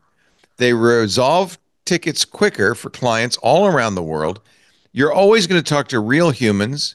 I mean, not just humans, real engineers, expert level engineers with an average of 14.9 years experience. And that's for break fix or DSE. 100% domestic teams. Your data never leaves the US. This is something Microsoft has consistently refused to do. US Cloud offers financially backed SLAs on response time. They guarantee their response time. And initial ticket responses average under 4 minutes. And I got to tell you, when everything's burning down, the servers are down, your network's offline, you've got ransomware, when something bad is happening, every minute counts. And a fast response time means you're going to be back up and running faster. In 2023, 94% of US Cloud's clients reported saving a third or more when switching from Microsoft Unified Support to US Cloud. So I really want to underscore, it's not just as good as Microsoft. It's better than Microsoft for about a third less. From Fortune 500 companies and large health systems to major financial institutions to federal agencies, US Cloud ensures that vital Microsoft systems are working for over 6 million users globally every day. I'm talking big brands like Caterpillar. HP uses US Cloud. Aflac, Dun & Bradstreet, Under Armour, KeyBank, even the IT folks at Gartner have chosen they're the enterprise experts, right? They've chosen US Cloud for their Microsoft support needs. I heard an interview with the director of information technologies. He said, and within an hour, US Cloud responded with, I want to say 4 engineers. So not only did they bring the right people to the call, they brought the cavalry. I just felt like, wow, that was amazing. That was unlike anything I had experienced with Microsoft in my 8 years of being with Premier. We made the right choice. You should make the right choice. When it comes to compliance, by the way, no one gets it more than US Cloud. ISO, GDPR, ESG compliance. For US Cloud, these aren't just regulatory requirements. They are strategic impairments that drive US Cloud's operational efficiency, their legal compliance, their risk management, their corporate reputation. These standards, they believe in these standards. It's not just something, we got to do this for regulations. They foster trust and loyalty among customers and stakeholders. They attract investment, and they assure long-term sustainability and success in a competitive global market. US Cloud does it right. I was so impressed by these guys. Visit uscloud.com. Book a call today to find out how much your team can save. And again, it's not just how much you save, it's how great the support is. uscloud.com to book a call today. Get faster Microsoft support. Get better Microsoft support for less. US Cloud, we thank them so much for supporting our show. And if they ask, you make sure you tell them you saw it on This Week in Google. Please. They said, This Week in Google, it's about Google. We said, no, there's lots of Microsoft Enterprise users listening, right? So you've heard me complain about Llama saying, or Meta saying Llama, their AI model, is open source. We talked about it a few weeks ago. Jason Howell's suggestion when we talked about this is that it should be open-ish. Yeah, open-ish. Here's the deal. OSI which is the open source initiative, is considered by most to be the keepers of the definition open source. And they have released finally an official definition for open artificial intelligence. And they say Meta does not fit their rules. And I think these are good rules. I think this is something that we should ask for when it comes to AI. And for an AI system to be considered truly open source, remember, open source in the past meant you could see the source code. Well, you can't see the source code for AI. There's source code, but that's not the most important part. They say if it's going to be open source, AI systems have to provide access to details about the data used to train the AI in a way that others can understand and recreate it. How did you get this model? How did you build it? You do have to provide the complete code used to build and run the AI. So you've got the code and the data that it's inputting. Does Llama do that? No. You also have to have the settings and weights from the training. So, because I mean, it's not just everything isn't equal. Right. There's a lot of tuning afterwards, and you need to know that information. Doesn't that change constantly? Or a foundation model is a foundation when it comes the foundation model doesn't, and then it might be tuned later. Yeah. Okay. The definition challenges. This is from The Verge. Meta's Llama, widely promoted as the largest open source-ish AI model. Llama is publicly available for download and use, but there's no commercial use for applications with over 700 million users. There is no access to its training data. So who counts as open source under this definition? Ah, that's a good question. Mistral also tries to call themselves open. Yeah. Let me see. Well, it is the right question. Is there anybody? Hugging Face CEO Clément Delongue called OSI's definition a huge help in shaping the conversation around openness in AI, especially when it comes to the crucial role of training data. Now that we have a robust definition in place, says Simon Willison, creator of the open source multi-tool data set, now that we have a robust definition in place, maybe we can push back more aggressively against companies who are open washing, declaring their stuff as open source when it's not. Open washing. But I don't think Meta is ever going to be open source, and so. But we still want to be glad that it's freely available, and you can do things like this week they showed how you can do your own homegrown Notebook LM podcast through Llama, Notebook Llama.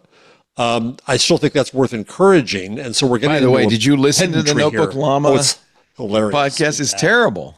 We'll play it. It's hilariously bad. Why is it bad? You'll hear it. Let me see if I can find it here. I probably bookmarked it, but let me see. Llama podcast.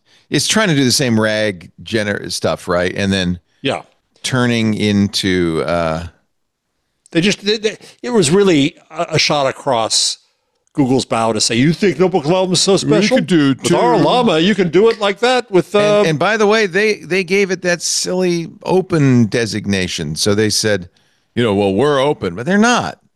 Now, by the way, one of the reasons Meta doesn't do it and most people don't do it, Hugging Face does release information about its training data. But one of the reasons other companies don't is they're afraid of getting sued because they're taking it from the New York Times and everyone else. Oh, you don't want to. That's the thing. That's why it's not going to happen. Right. Here is an example of a podcast generated. This is from X.com, the everything company. Platform. It's where I do everything. I do everything here. On X. What do you think of this? Welcome to this week's episode of LeCun Insights, where we explore the latest developments in the field of artificial intelligence. Today, we're going to dive into the fascinating world of knowledge, distillation. So let's get started.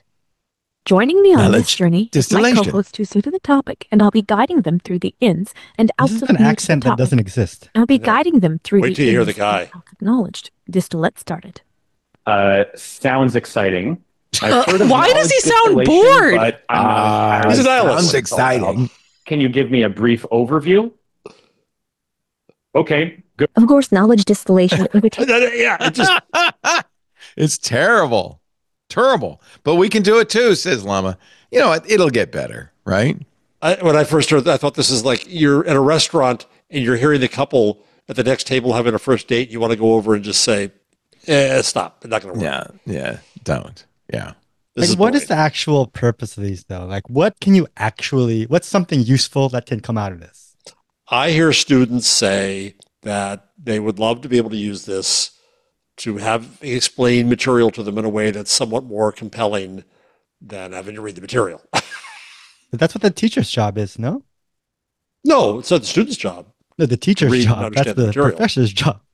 No, it's the student's job to read the material and bring in the materials. The professor's job is there to answer questions, provoke discussion, challenge students. It's not to summarize the readings. I'm not, I'm no notebook LM, but jeez. You should license your voice so that your students at your new classes could hear you read every single reading to them. I heard something frightening this week. I won't say where. Was it your own voice? Hey. Kind of, in the sense that a student in a radio journalism class submitted an interview that was done by AI. They got the voice of the subject in there, but they never interviewed the subject because it was a way to get around doing the interview. Oh, that's terrible. Yeah, it is. Oh. Yeah. Oh, I don't like that at all. No. But students are already using these tools in ways we don't imagine. And so what do we do? Yeah. I mean, I wrote a syllabus for a new course in AI and creativity, and I think the way to do it is to actually use the tools and face these issues with the students and have discussions about it rather than trying to prohibit them.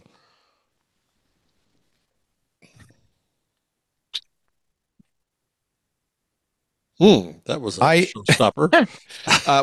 I think I'm trying to remember the name of the newsletter reader I told you about some weeks ago.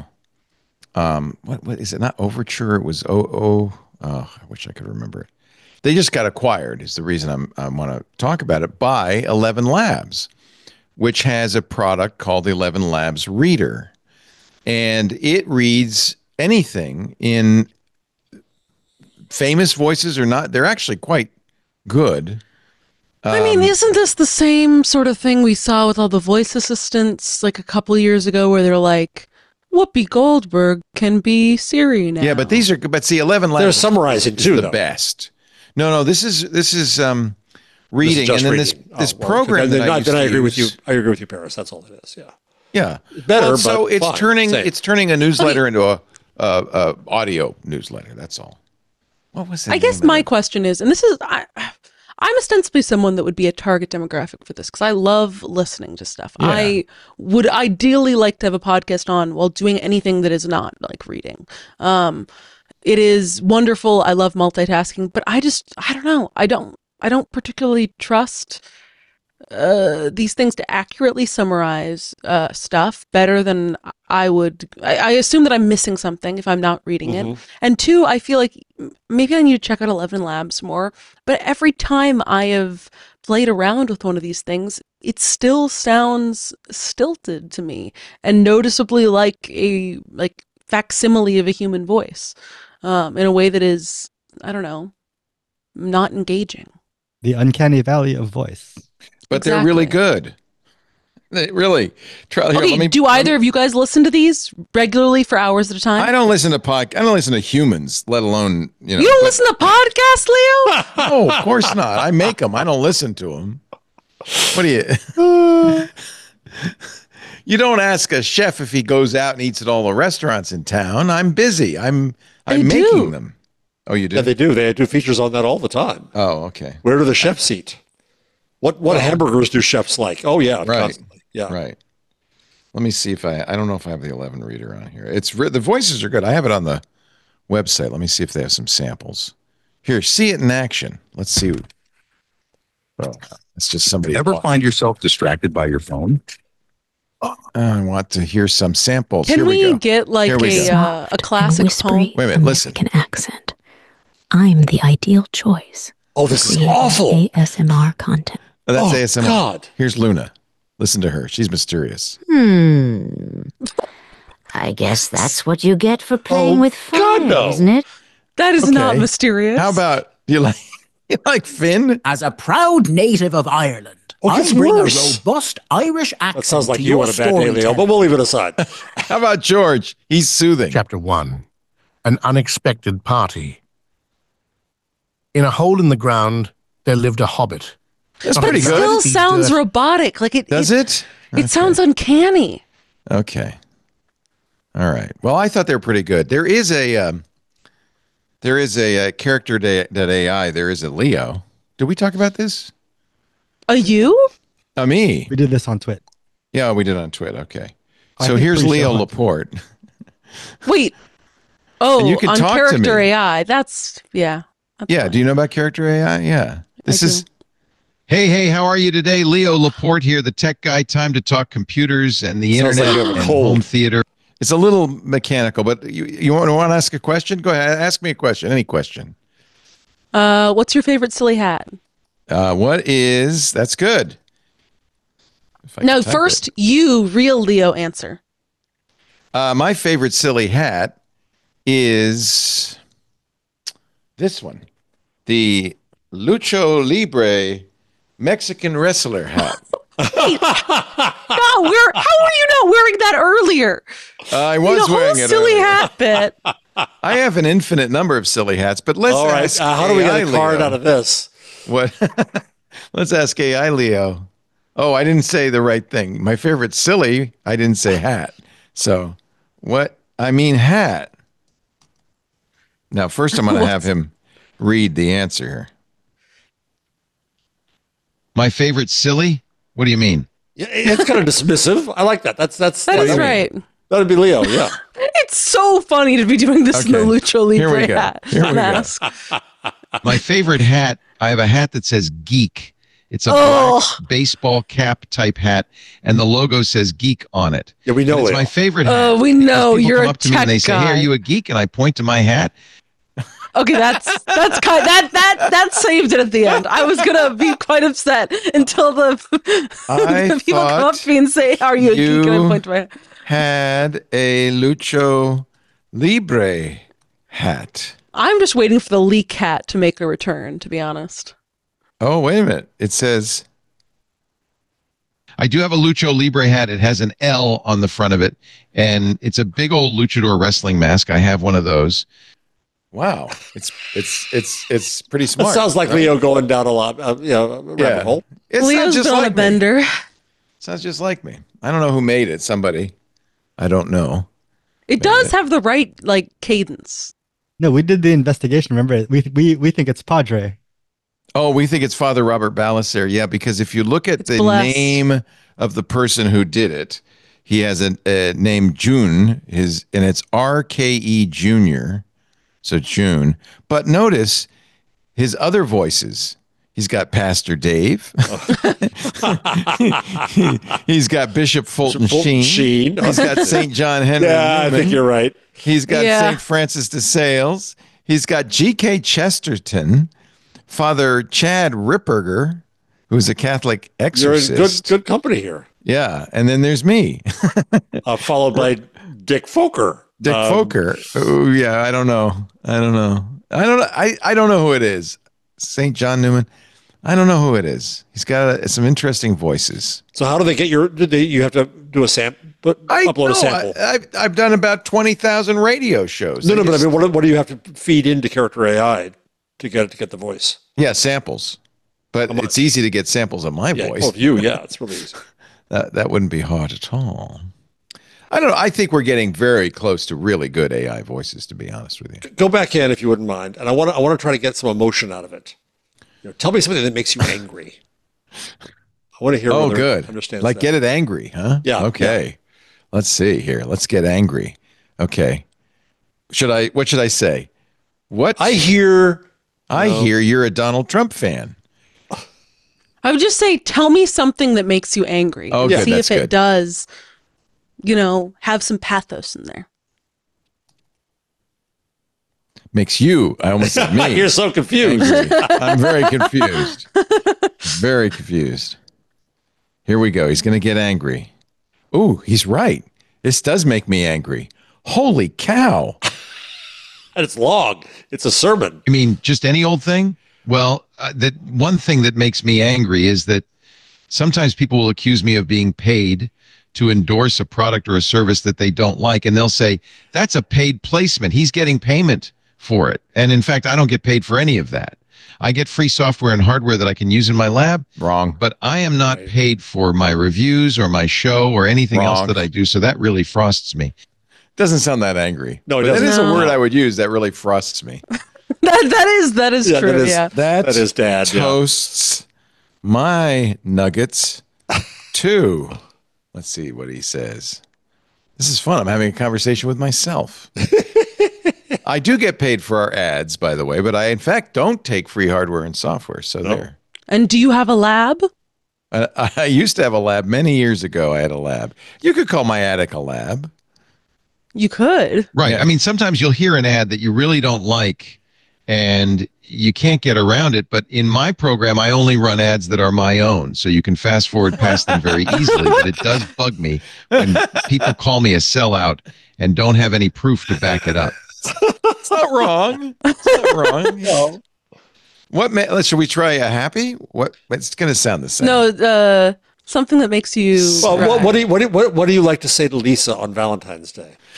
Oh, let's see. I first asked it, what makes you sad? Okay. This is actually making me sad.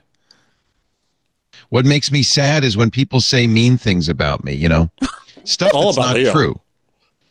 A reader email that comes in and it's really just a slam, you're this, you're that, you're horrible, you should be put in jail, et cetera, et cetera. And in most cases, what they say is just factually inaccurate. It really has a rich inner life that what? Does it feel weird to hear this in your own voice, Leo? Yes, it's very creepy. You want I or you? Half right. I or you? Huh? You said I. You should be. Oh, you're not used. So you got to say you because you're not I. You're what you. should I tell my wife Lisa for Valentine's Day? What would you tell what do your wife? you tell your wife? Oh, what would it's the Leo that's married to Lisa is the one you're texting. Your wife, you're the Lisa. chatbot, Leo. All right, I'm so confused. Here we go. What would you tell your wife Lisa for Valentine's Day? Yes. Oh. On Valentine's Day, I tell my wife that she's the woman of my dreams, that I look forward to the time we spend together, and that I don't want any other lady in the world but her. It's the same emphatic, Leo, of everything. It is, yeah. It's the same cadence. That's what it's trained on, right? It's not trained on the sad Leo. Anyway, I thought, it's got a little edge, a little mechanical edge to it, which may even be intentional so that it's not. It doesn't sound real, sounding too real. 11 Labs doesn't do that. They try. And by the way, 11 Labs licensed Laurence Olivier's voice, a bunch of famous actors' voices. So, I don't know. I think we're getting close. Two things. One, someone out there should make a character AI version of Jeff based on all of his podcasting hours. Yes. We should ask it. Well, and let me look. Two, maybe there is one. What about Patrick, listen, we don't need that. Patrick just posted in the chat that AI Leo should introduce this episode of Twig, which I think is pretty funny. There's no Jeff Jarvis. Oh, no characters found. Maybe make one. No. What we need to do is we need to take Paris's Halloween sounds and feed only that. Ooh, it just makes that noise. Ooh. We can make a generator, a woo generator. That'd be kind of fun. You have to. It said wants $10 a month. Sorry, not gonna do it. Sorry for everyone whose speakers blew out from that.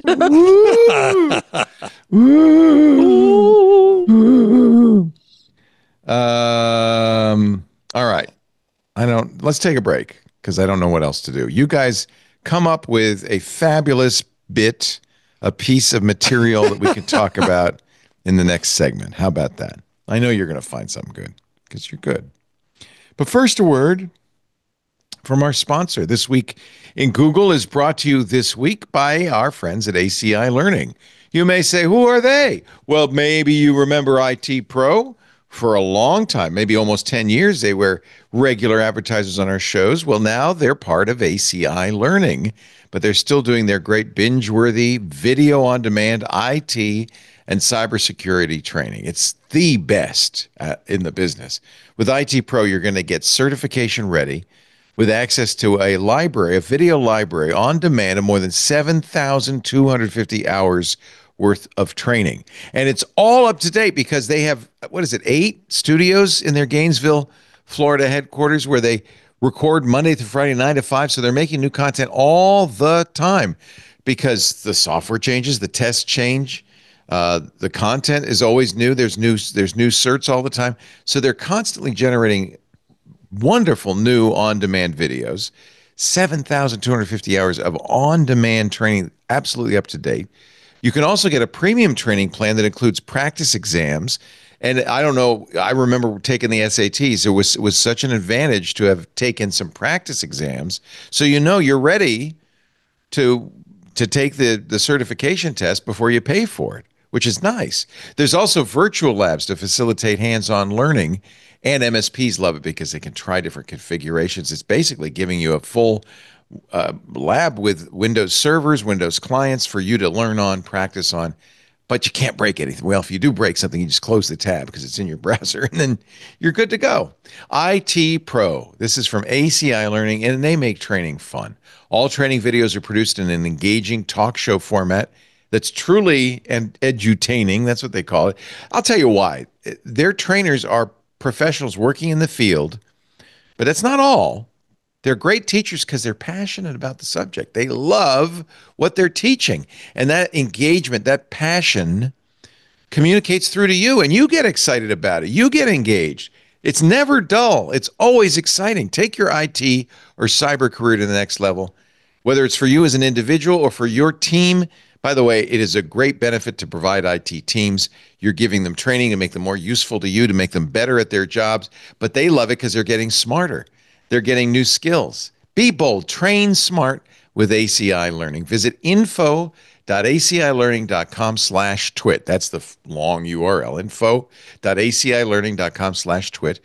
If you use our offer code, this is a new one, TWIT100, TWIT100. If you use that at checkout, you'll save 30% on your first year of IT Pro's annual training plans, and that's saving a bundle.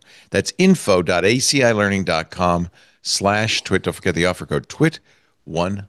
We thank him so much for many years of supporting the shows we do here at Twit. info.acilearning.com/twit. And we thank you as Twit viewers and listeners for using that address because then they know you saw it here. Don't forget that code TWIT100. All right. I have picked a story, and now it's your turn to pick stories for us to continue on with this week. Paris is always first. Paris first. Hot dogs first in this show. Oh, muted. You know, a hot dog doesn't have vocal cords. No. Reddit reported its all it can first say is profitable quarter. Ooh. Reddit made money?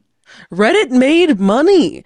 It said that in this last quarter, it made a profit of $29.9 million, albeit, I guess there are a lot of different factors that had that whole API crackdown. It's now got advertising going on, but it also had one revenue category grow 550% year over year, which is other revenue, which includes its AI, the money it's made from AI licensing deals. Wait a minute. Now, tell me again, how much did it make this quarter?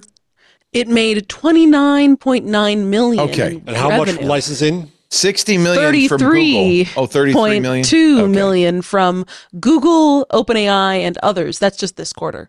Because Google gave them 60 for the year. Yeah. So wait a minute.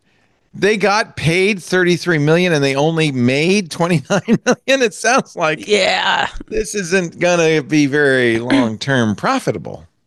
But OpenAI and Google will both have their LLMs trained on prolific liars on the internet's posts. So that'll be great. But and a bunch of boys. Is it not the case, though, that you often find the best search results, depending on what you're searching for, on Reddit? Like if you add site:reddit.com to Google, it really does give you some good results. If you said, what's the best maple syrup? That would be a good search, and you would get. But the issue is now that SEO fiends have found that out, and now, game it. Everything is ruined. And also, the good part of Reddit is not the biggest part of Reddit either, right? Yeah. The good stuff on Reddit is maybe a small percentage of the total Reddit. Yeah, but that's okay. Your search results still do that. Well, I don't know if an AI would be smart enough to distinguish that, but I mean, like I said, if you're searching for maple syrup, yeah, I love Reddit. I do. And you know enough to ignore the doofuses. But one of the things that Reddit has going for it is karma, right? Upvote and downvote. So the best answers, the ones that get voted up, are not going to be the liars. I have noticed that listen, as someone who loves a lot of dumb subreddits, something that I have internalized is that I'm going to be often reading a lot of made up stories, and that's okay. Am I the asshole? A great subreddit. A lot of stuff that made up. A lot of that. There's also a subreddit, or I guess a forked subreddit called AMAH, which I guess is like Am I the Asshole, but with slightly less stringent posting. A-hole. Yeah. Not the a-hole.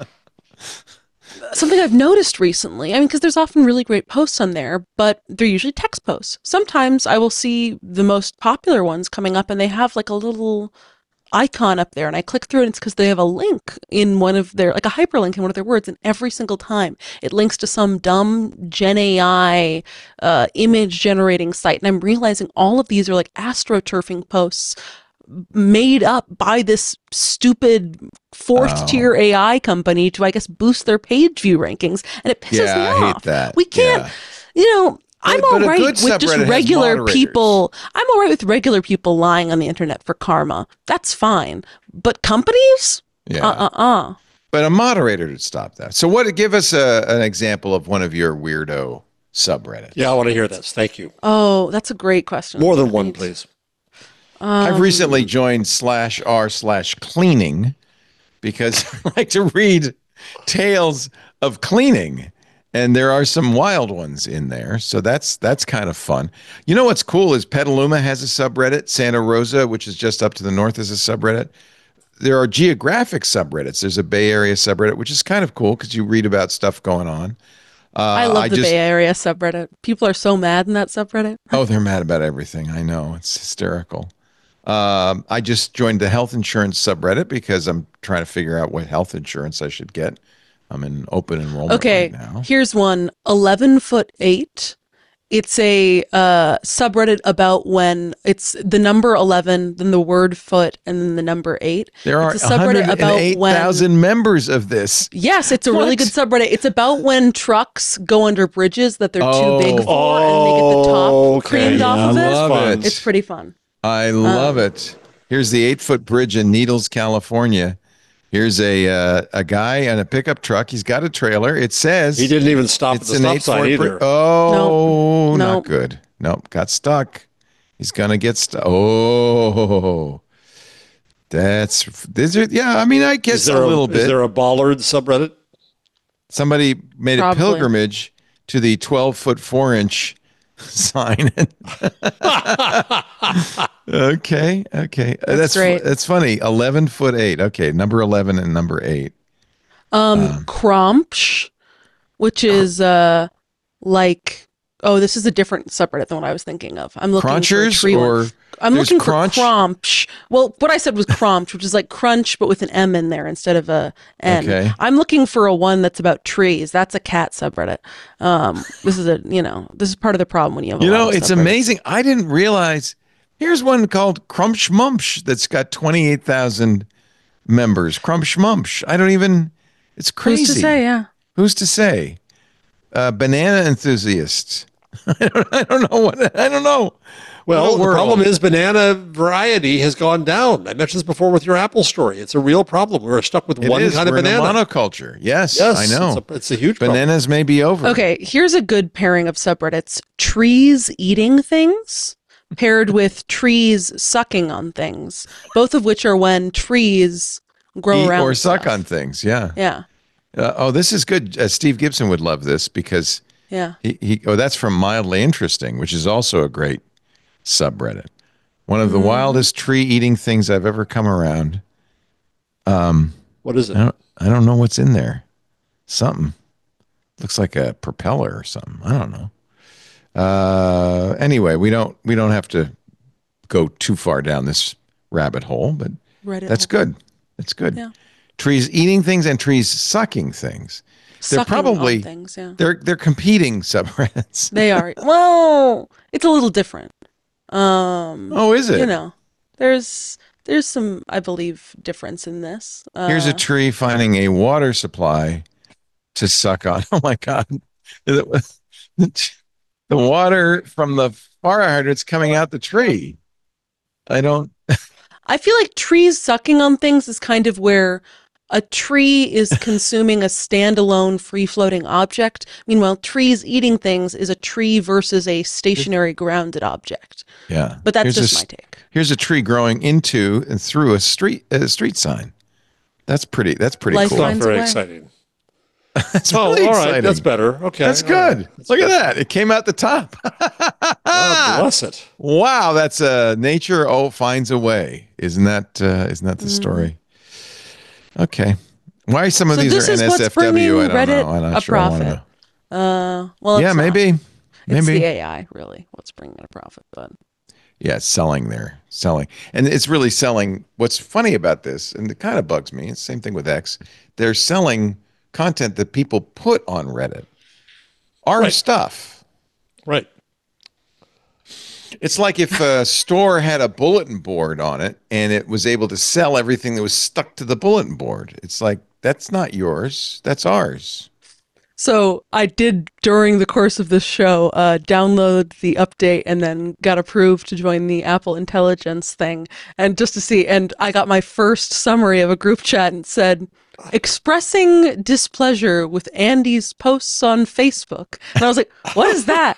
And it turns out one of my friends is saying, my father says so much that he doesn't engage on politics and Facebook anymore. And then it's just a video of all of his Facebook posts that are extremely political. See? So I guess that's a good summary. That's a good summary. I think it's good. You're going to love this. So this is your work phone. Do you have a non-work phone? No, this is my normal phone. I mean, I thought you said you were worried that because it was your work. I get what you're saying. I have both. I have two SIM cards on my phone. There are sources one for in there. Work stuff, one for non-work stuff. I get it. I mean, the actual source communication I do is on Signal, so I'm not super worried about that. But you know. Yeah. Linus Torvalds, the creator of Linux, slams AI as 90% marketing, 10% reality. That's about right. Huh? Yeah. That's about right. Jeff, your story. Oh, let's see here. Well, we could do McDonald's finally finds an unlikely savior to finally fix the McFlurry machines. The saga of the McFlurry is quite fascinating. It is. Why does it always need so much fixing? It's not so much that it it's probably not super reliable. It breaks, yeah. But there's limited number of people until now could fix it.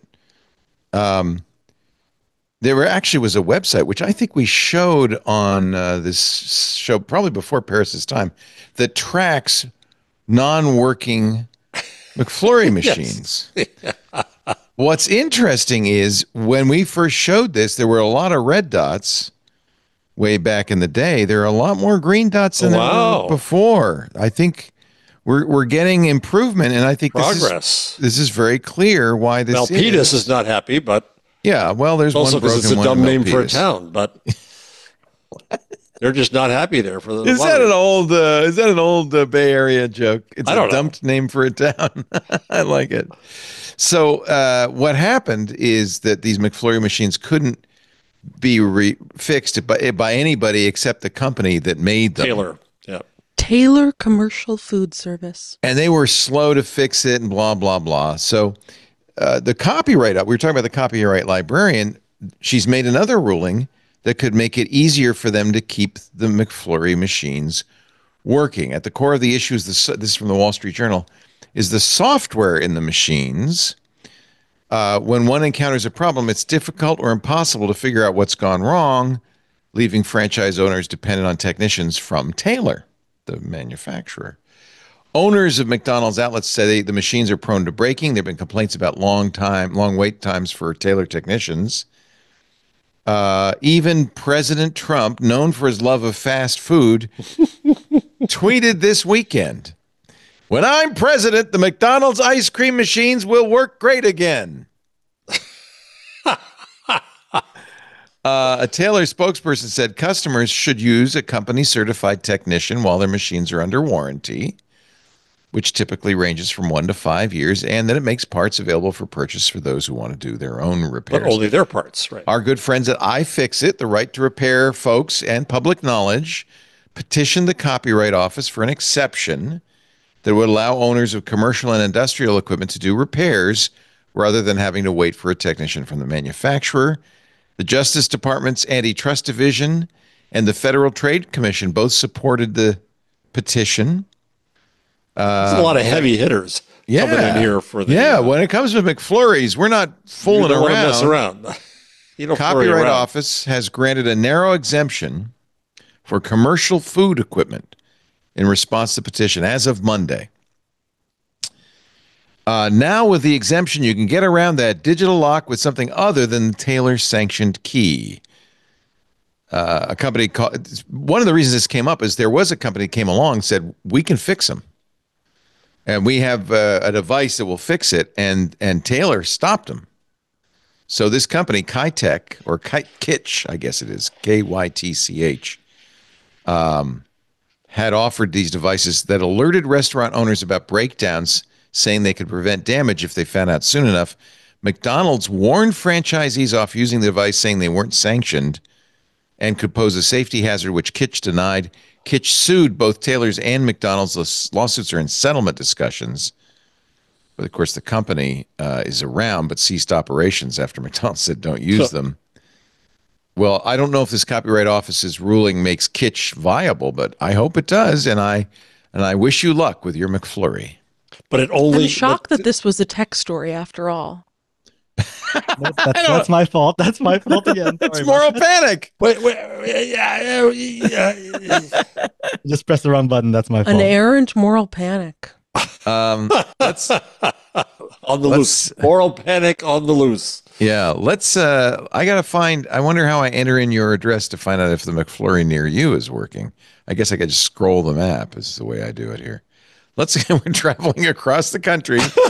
McFlurry. Here we are looking for a Brooklyn McFlurry machine. There's a lot of red dots in New York. Look near Prospect Park. So is it also? It's also Wendy's machines. Can you just for some reason, when I zoom in, I see Wendy. So Wendy's are working. What about the McDonald's? Are those for Frosties? Is that for Frosties? Maybe this same site machine now does Frosties and it says McDonald's. I don't know. Maybe you know what? Wendy might have been smart and gone in there and bought a big ad saying, if you can't get your McFlurry, go next door and get a Frosty. You know, Frosty. All right, scroll down. Go a bit south. Okay, I don't know Brooklyn that well. There's Brooklyn. This is where we want to be.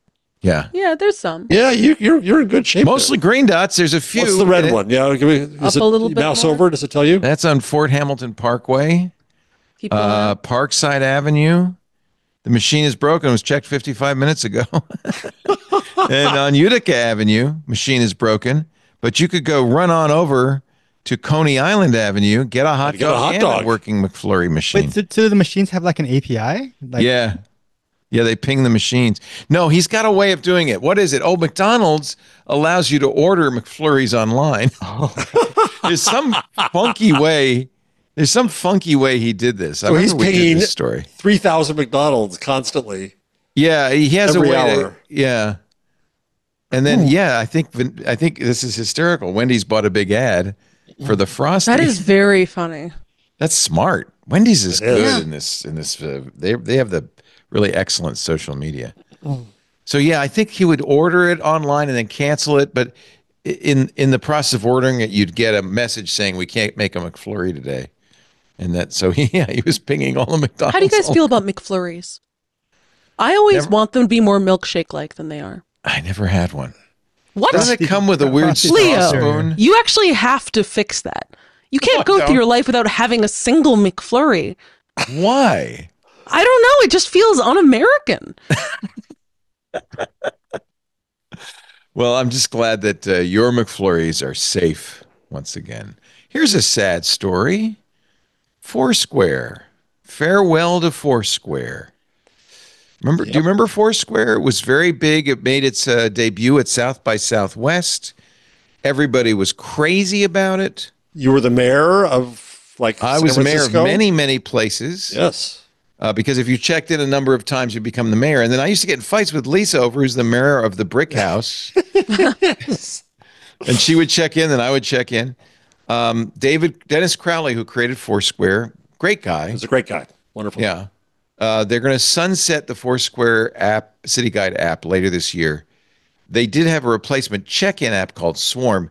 See, it was actually very smart because they made an app where you would check in, you become the mayor, your friends could see where you were. I remember I was eating at a restaurant in Petaluma, and Robert Scoble showed up. I said, Robert, how did you find me, dude? Haunted. He said, Foursquare, man. So it was in a different time when we weren't so privacy concerned. We didn't mind telling the world, hey, that was here. The cool thing about it. That was the original Twitter was, my update, what's happening with me. Right. That's all. It was the opposite of privacy concern. Everybody wanted to tell everybody where they were and what they were doing. And what they were eating. And right. Blah, blah. So Foursquare there were a bunch of clones, and it kind of stumbled. But it turned out they pivoted. They realized, all this location information is really useful. So they started selling it. And they became one of the biggest purveyors of location data. Oh, yes. Things like how busy they powered Uber, other different apps. They were behind all of it. Then they created an app called Swarm because they wanted to get back in the check-in business. In 2014, they split into two different properties. But now, December 15th, Foursquare is going to be no more. It's kind of sad. It is. It's the end of an era where we weren't so concerned about our privacy. We didn't mind telling everybody where we were. In a post on Threads, Dennis wrote, Dens is his handle. I have a really good blog post somewhere in me about the danger of falling in love with the companies you build and the products you create, but it's not the right time to write it. The neglect of Foursquare's apps story has been a drumbeat in my personal online experience for 5 years now, and I let it affect me more than I should. AKA, dude, just get over it. Easier said than done. Oh, Dens, we love you. Come on the show. Tell us what your next thing is going to be. Foursquare has over 100 million in revenue. Jesus. Yeah. I don't know if that was in 1 year or overall. Gotta be 1 year. There's no way that's overall. There's no way that's cumulative. Well, that's the question. I mean, you don't shut down something that's making 100 million a year. I mean, I'm sure they're shutting down the consumer app Foursquare. They're not shutting down Foursquare, the location. No, there's yeah.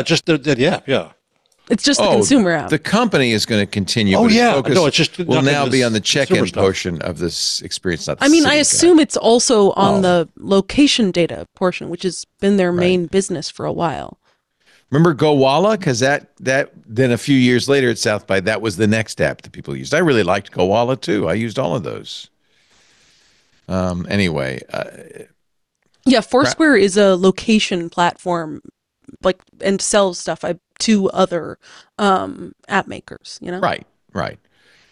Crowley is no longer involved in Foursquare in a full-time capacity, according to Sarah Perez at TechCrunch, but still remains co-chair of the company's board and has been working on something new since August. Ooh. So you remember he started Dodgeball originally. Dodgeball was the first. I interviewed him for Public Parts, my earlier book. Yeah, I do remember that. Dens, come on the show. And then he got bought by Google. Right. He spent 2 years there, frustrated as hell. Yeah, they didn't do anything with it. Left. Google killed Dodgeball anyway. And so they started a new, more sophisticated service, which was Foursquare. Well, Dens, I've always had a lot of respect for you. Loved Foursquare. Loved Swarm. Come on the show. He told me, I happen to be a very social person who's part of a very social crew. Sounds like Paris. And I live in a very social city. we're finding that when you opt in to share your location, no matter if it's a library or a bar, or a classroom, or an airport, it tends to lead to things that facilitate serendipity. Well, those are nice days. Wasn't that nice? The internet then? You know, really, this is what you've been preaching all along, Jeff, is that we shouldn't be so concerned or so worried. We should just take advantage of the internet and use it as it was intended, as a way to connect. I disagree, but I used to be more open until Robert Scoble showed up. Have you ever met Robert Scoble there, Paris? Have you heard of Robert Scoble? I'm Googling. You don't know. Quite the character. Scoble's an old friend. He was the Google Glass guy. Yeah. Yeah. Google Glass guy, shower naked guy with Google Glass. Shower Google Glass guy. I know Scoble. Who was called out and shamed by which Google founder was it at I/O? Really? Did Larry Page we were there together. When he said, Scoble got up to ask a question, and I think it was... I do remember this, yeah. It wasn't Sergey. Who was it? It was Larry. Yeah. It was Larry. Yeah, Larry said to him, Robert, you really shouldn't do that.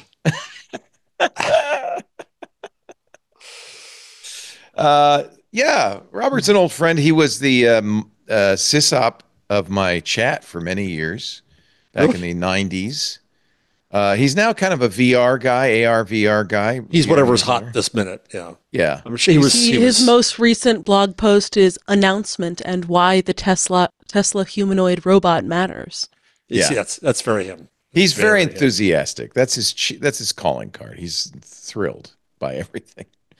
Craig Newmark, play the song one more time. Hello, Craig. Craig Newmark. We talked last week about how the Newmark Philanthropies funded Passkeys. They have put another $5 million into Consumer Reports. There's no they there. It's he. There's not, when it says Philanthropies, it's just him. It's him. Oh, it's nice. Him. It's his generosity, his vision. Amazing. The work will, so they're going to, he's giving them $5 million. I'm sure our friend Stacey Higginbotham is part of this. That's what I was wondering. Yep. Yeah.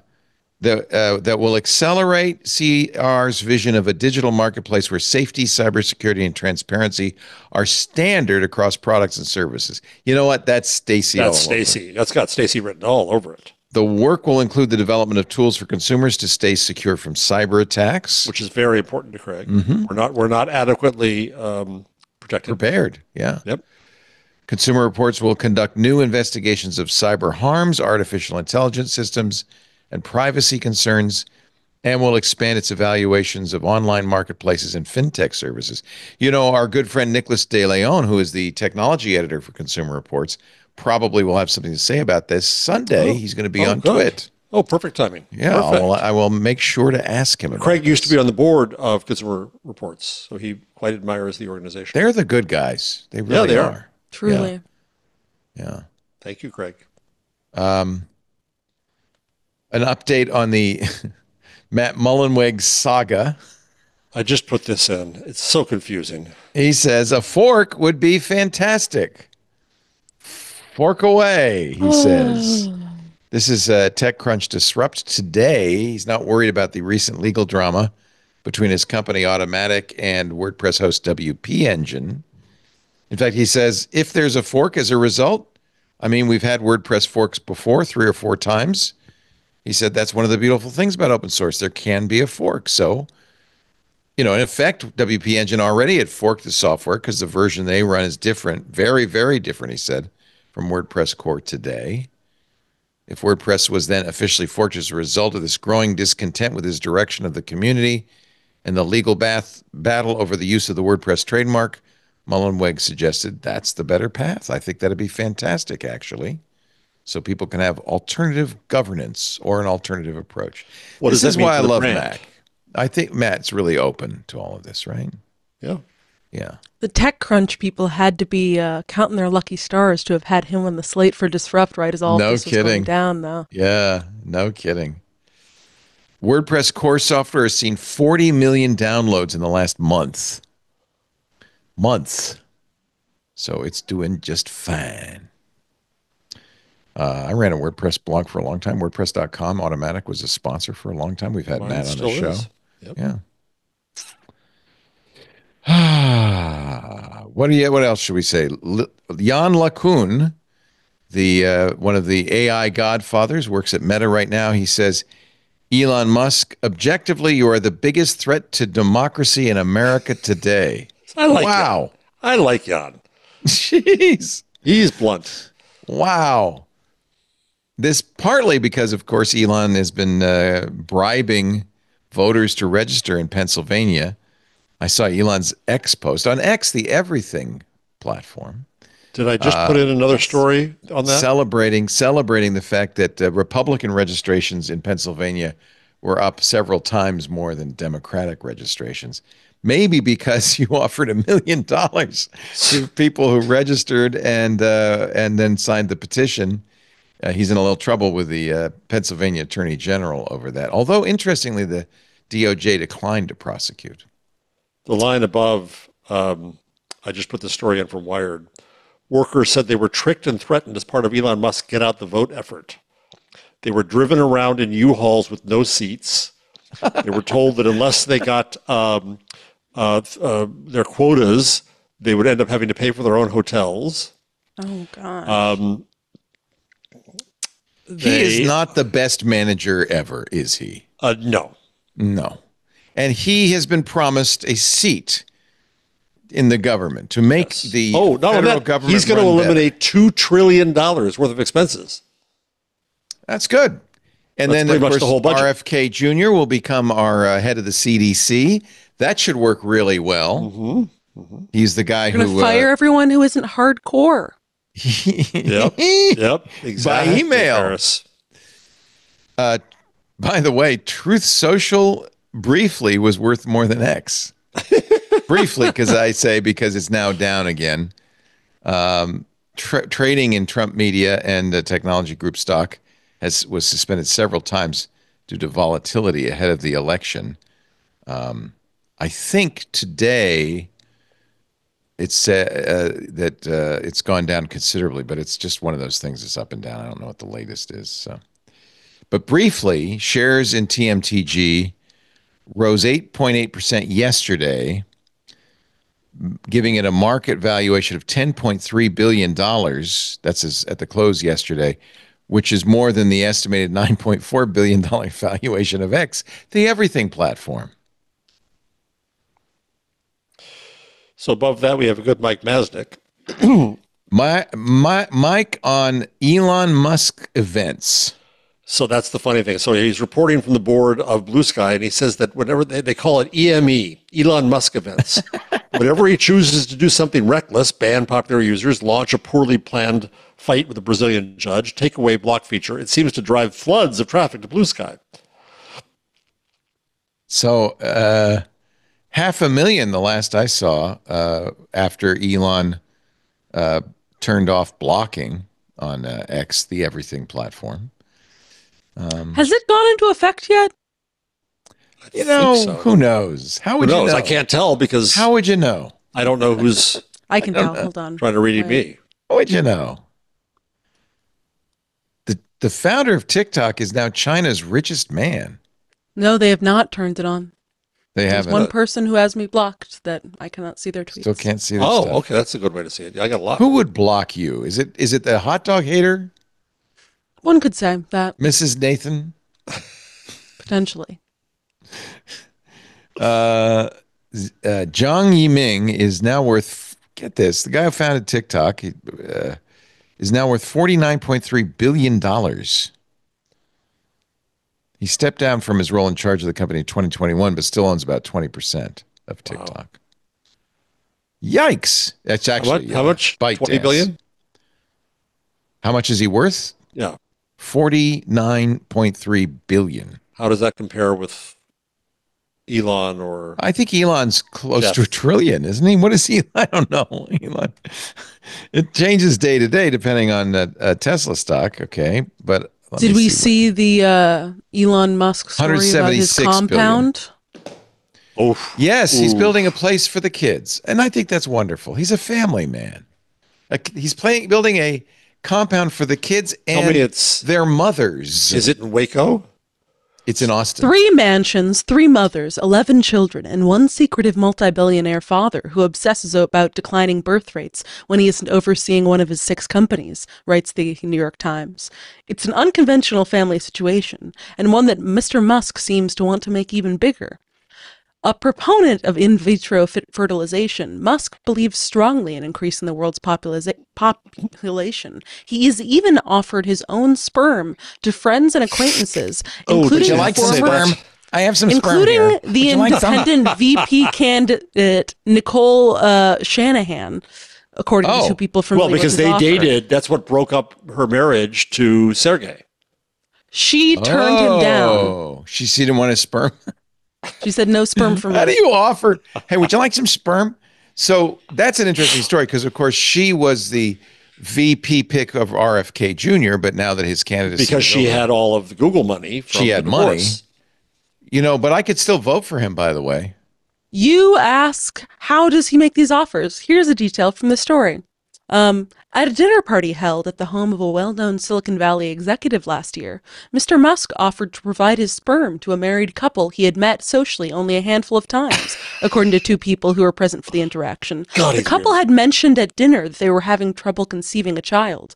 You can have some sperm if you want. My sperm is clearly better. Musk told them he was happy to assist and boasted about his many children. I'd like to give you some of my sperm. I could make a sample right now. I could give you some now. I'll just be right back. You got to have a glass, a jar, something I could put it in. Oh my God, a Ziploc bag would work. That could be a show title. So one of the mothers, Ziploc bag could work. One of the mothers is the executive at Neuralink, Siobhan Zilis, Elon's brain technology startup. She's moved into one of the houses with her children. Grimes, no, because they're in a big battle over custody. So no. The third mother is Mr. Musk's first wife. Oh, this will go well. Justine. He has 5 kids. There is room in the Austin compound if they were to visit, although he is estranged from at least one of these kids, the one who's trans, right? Yeah. Yeah, he said that she's dead, basically. Dead to me. She's dead to me. There is she can't have any of my sperm. There is also a big conflict between Zilis, the Musk executive who he's had children with, and Grimes because of a name issue. Musk took a name that he and Grimes had chosen for their daughter, Valkyrie, and gave it to one of Mrs. Zilis's twins, according to 2 people familiar with the naming. Grimes was so offended that she wrote a song about the episode, which she posted to Twitter. "A girl cursed with my daughter's name," Grimes wrote in a now-deleted tweet, "will now carry her mother's shame." In the end, Miss Zilis changed her daughter's name, and while Grimes chose a different name for their child. What a freak. So weird. So freak, yeah. Well, so on the one hand, it's just comedic and weird and creepy. But on the other hand, it's eugenics. It's eugenics. It is racist eugenics. He says, I'm not saying like only smart people should have kids. I'm just saying smart people should have kids as well. I notice a lot of really smart women have 0 or 1 kid. You're like, wow, that's probably not good. This is a quote from his biography published in 2015. It's also, I mean, this goes without saying, given everything we know about him, but he's not the one having to do any of the work to raise these kids. It's, of course, the women who... I gave him a house, a compound I gave you. I gave you my sperm. Isn't that enough? I want the Ziploc bag back, though, if you don't mind. His views, according to the Times... They're reusable, don't you know? You know, it's all the same. Sperm. I'm so sorry if your children are listening to this. His views seem to echo those of his father, Errol Musk, who is 78, has 7 children with 3 women. You breed horses, Errol said in an interview in September. People are the same. If you have a good father and a good mother, you'll have exceptional children. If you have no children, I feel very sorry for you. Didn't he famously have a very contentious relationship with Elon? Oh, yeah. Oh, yeah. Which explains some. Mr. Musk's first child was named Nevada. That's normal compared to everything Okay, else. I do think that rich people should have to apply to be able to name their kids anything. After states?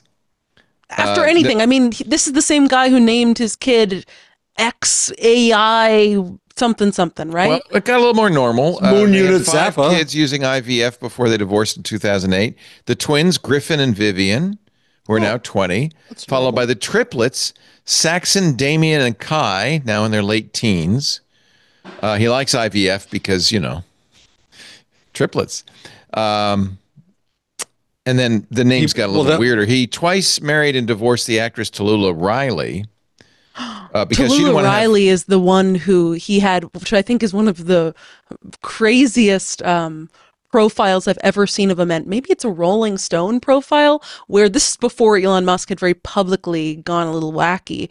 The author was there to interview him about something relating to SpaceX or Tesla, and Elon Musk spent the entire couple days he was with this journalist just complaining about how lovesick he was because he divorced his wife. It's a phenomenal read.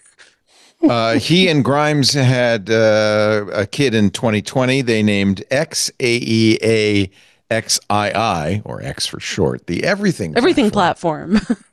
The everything kid. Then he had more children with Grimes and with Ms. Zillis. And then, it just goes on and on. Yeah. Goes on and on. It's unbelievable. Thank you to the New York Times for giving us the inside tea. Spilling the tea. Is that how the kids say it? That is. Spilling the sperm. Nope, that's not how they say it at all, actually. Could we be. have to end We the could start podcast something. now. It's over. It's over. Good night. Good night, everybody. Kill your Finally podcast. Went too far. The Ziploc bag has been emptied, and we're all devastated.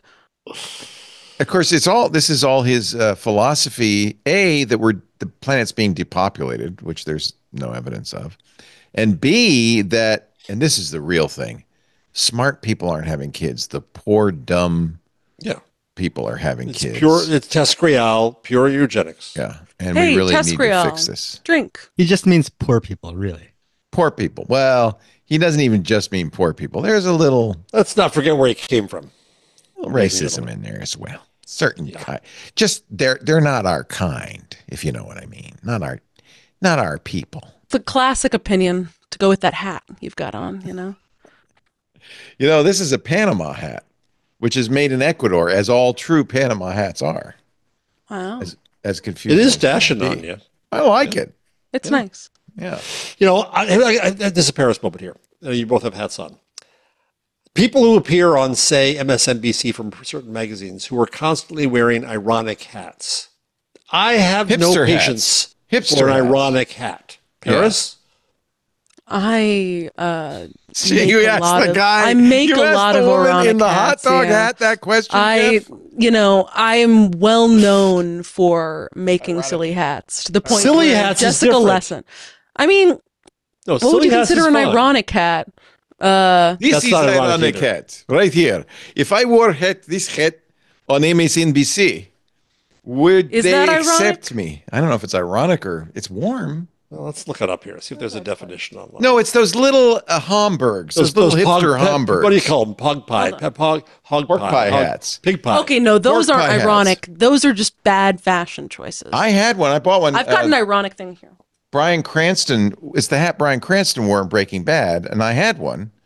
Oh, hey, if you're my friend who's in the skee ball team and you're watching, you aren't seeing this. She's the first member of our skee ball team got pregnant. We've all decided to both get her normal baby registry gifts and irony poisoned ones. And the one that we're getting is this. I'm legally speaking the editor-in-chief of the New Yorker. She works at the New Yorker. That's an ironic baby one. You should get her a t-shirt which says Valkyrie. Maybe Valkyrie 3. Yeah, that could be good. Valkyrie the Third. I could tell her it's an Elon Musk reference. Is a pith helmet ironic? I think a cowboy hat on someone who's not Southern is ironic. Oh. So Elon Musk? Right. Who wears it backwards. He wears his cowboy hat backwards? Yeah, that was the one of the Schnicks. Yeah. We have a name for it. It's called all hat, no cattle. Or in Paris's case, small hat, no cattle. No cattle. It's true. Let's take a break because this is really going way downhill fast. Our Halloween edition, that's why we're wearing the hats. Yeah, sure. Our show today brought to you by CashFly. I'm going to be on Matt Levine's podcast, the Anycast, in January. So I guess I have to say next year, just a couple of months. It's going to be fun. I look forward to it. I love Matt. He saved our lives. He saved Twit.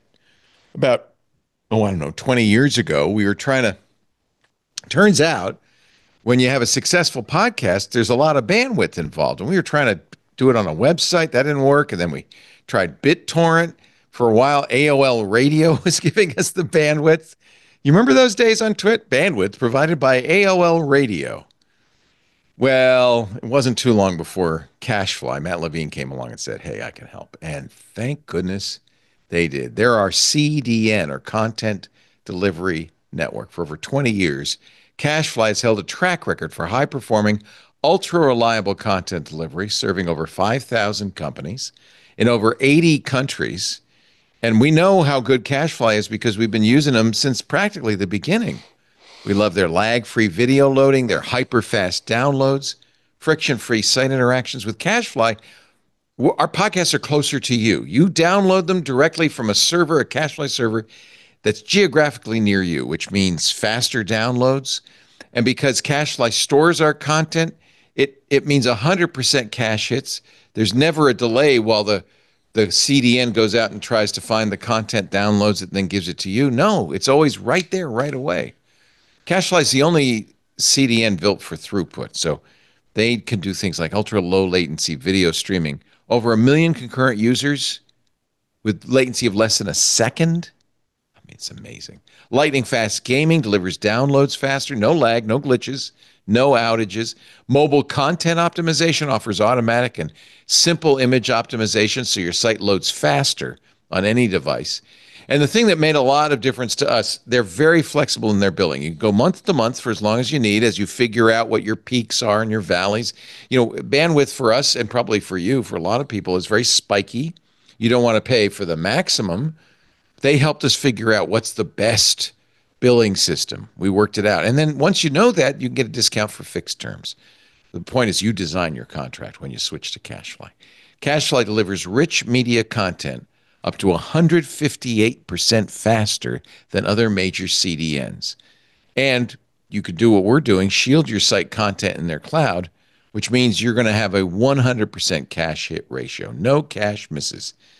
And man, is the support great. With CashFly's elite managed packages, you get the VIP treatment.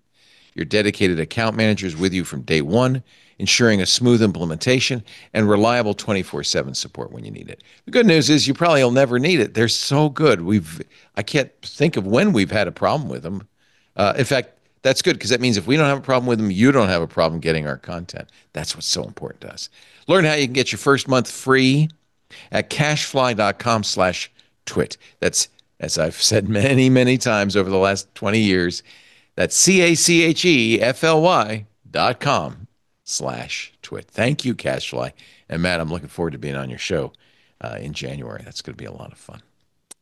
I think this would be a good time to get our picks of the week in here, starting. Okay. If you want, unless you got a story that you want to really hit, I think we got the good I kind of enjoyed how you. So I put the kind of other stories at the bottom of what I throw in the rundown, and Leo just went bottom up. It was kind of fun. It was good. That's how I like doing it. Yeah, I like to start at the bottom. None of the serious AI stuff. No, hell with that stuff. Boring. What is your pick of the week, Ms. Paris Martineau? Let me see if I can get. It is McVember. It is McVember. Almost. She's got a hat within a hat. A hat in a hat, as they say. Wow. My pick of the week is The Age of Cage, a novel, not a novel, a kind of nonfiction book about 4 decades of Hollywood told through one singular career by Keith Phipps. I'm part of the way through as Nickvember is soon to be upon us, and it's a lovely read about a lovely guy, and I highly recommend it. Is it all Nick all the time, or are there other people? I mean, there are other people in it, but it's mostly about Nick Cage and his career and how that also tracks with kind of the development of Hollywood and the last couple of decades of cinema generally. He's also a Coppola, so it's about the Coppolas in some ways, Right. I have been banking a couple Nick Cage films because I already know that I'm not going to be able to watch Nick Cage films on Wednesday nights. 31 days in November. There's only 31 days. Yeah. I'm not going to be able to do all of them, but I've been trying to bank some so that I can definitely get 31 in, even if I don't want to watch a movie after finishing this podcast. And I recently watched Matchstick Men. Fantastic movie. So I couldn't finish it. It bugged me. Oh, you got to finish it because the ending is great. Is it a twist? Don't read anything into that. Don't look up anything about the movie. I won't. Just finish it and go back to it. It's great. There was something about it. It was bugged me. But okay. I mean, a lot of his films make you itchy, right? Like a little. No, I would say Matchstick Men isn't really one of the plot of it. You get this in like the first 30 minutes is Nick Cage is a con artist. He's got crippling OCD compulsions. He starts seeing a therapist and then reconnects with, he realizes that he has a 14-year-old daughter that he never knew about. Yeah. And that's when I stopped watching.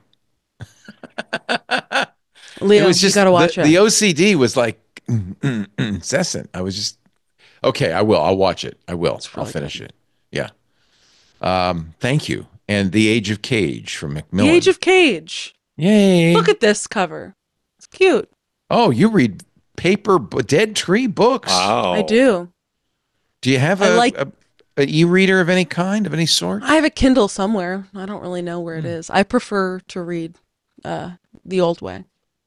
I'm just an old soul. Do you have a favorite chair you'll sit in and read, or? I like sitting on my couch and reading, ideally, or in a park, or in a bar or something. A divan, and you just read. Well, so, how are you on taking a book to read when eating alone in a restaurant or a bar? I love that. That's fantastic. I do too. Do people look at you funny? No, they think I'm out here in the burbs, hot and fantastic, smart. Oh, great. She's smart. Do you prop it? What do you prop it up on? I just kind of. That's my difficulty. I always need something to. No, I need to prop it up. Or you could just hold it like this. I'm thinking I will just. How do you eat at the same time? No. I'm thinking I'm going to bring a book stand with me. That's so I can crazy. Yeah, if you bring a book stand, you will get looked at. Maybe you should just go with a second person, but they're not there to eat. They're just there to flip the pages for you. Go books. All right, here's the question, Paris. How often do people think they're starting a conversation with you? So what you reading there? Is that good? Is that book good? Sometimes, yeah. Whenever I was rereading Infinite Jest, a lot of Leo. people asked me about it. Actually, yeah. And I was like, "It's Infinite Jest," and they're like, "Oh, it's an infinite book." I have the physical book, and I have it on a Kindle. And every spring I start it over again. I think it's a book that would be really hard to read in the Kindle because one, it's got a million endnotes, and kind of part of the whole experience of the book is the disjointed experience of flipping from book to endnote, having two different, bookmarks in there. It's a good I think the way it works on the Kindle, you can actually read the endnote without you can click. Yeah, which makes it a little easier. I don't know. Then you click back. Yeah, that doesn't do it for me. You got to experience the disjointed nature, much like the non-linear narratives throughout Infinite Jest that David Foster Wallace is intricately weaving in there. He's doing you got to make life hard, much like the Canadian eco-terrorists who are wheelchair bound that are a large plot point in the end notes of that book. Don't give away anything here. I really should just sit down and read it, shouldn't I? It's going to take you a long time to sit down and read it, but it's great. It's a classic, and it's also just very funny. It's just a very fun book. Yeah. All right, I'm going to pursue it. Every spring I do this. Jeff Jarvis. Well, because this is a number, the number we have to do this week. This is a huge number. I don't even know how to pronounce this number. I don't either. It's a 20 decillion. $1 fine in a Russian court against Google. That's 2 and 34 zeros. Which is, by the way, larger than the entire global GDP. And it could get bigger. But obviously, they know they're never going to collect this. It's Russia. What did they do wrong? Just out of curiosity. They didn't put up some content that they thought they were blocking their content. Oh. So that was kind of boring. So then this might be interesting. I don't know. Oh, I see how this worked though. Wait a minute now. This is actually a lesson in exponential growth. Oh. The fine was 100,000 rubles a day. That's $1,000 a day. But it doubled every week. Compound interest. Compound interest. So grains of rice. Yes, this is the prize for the invention of chess.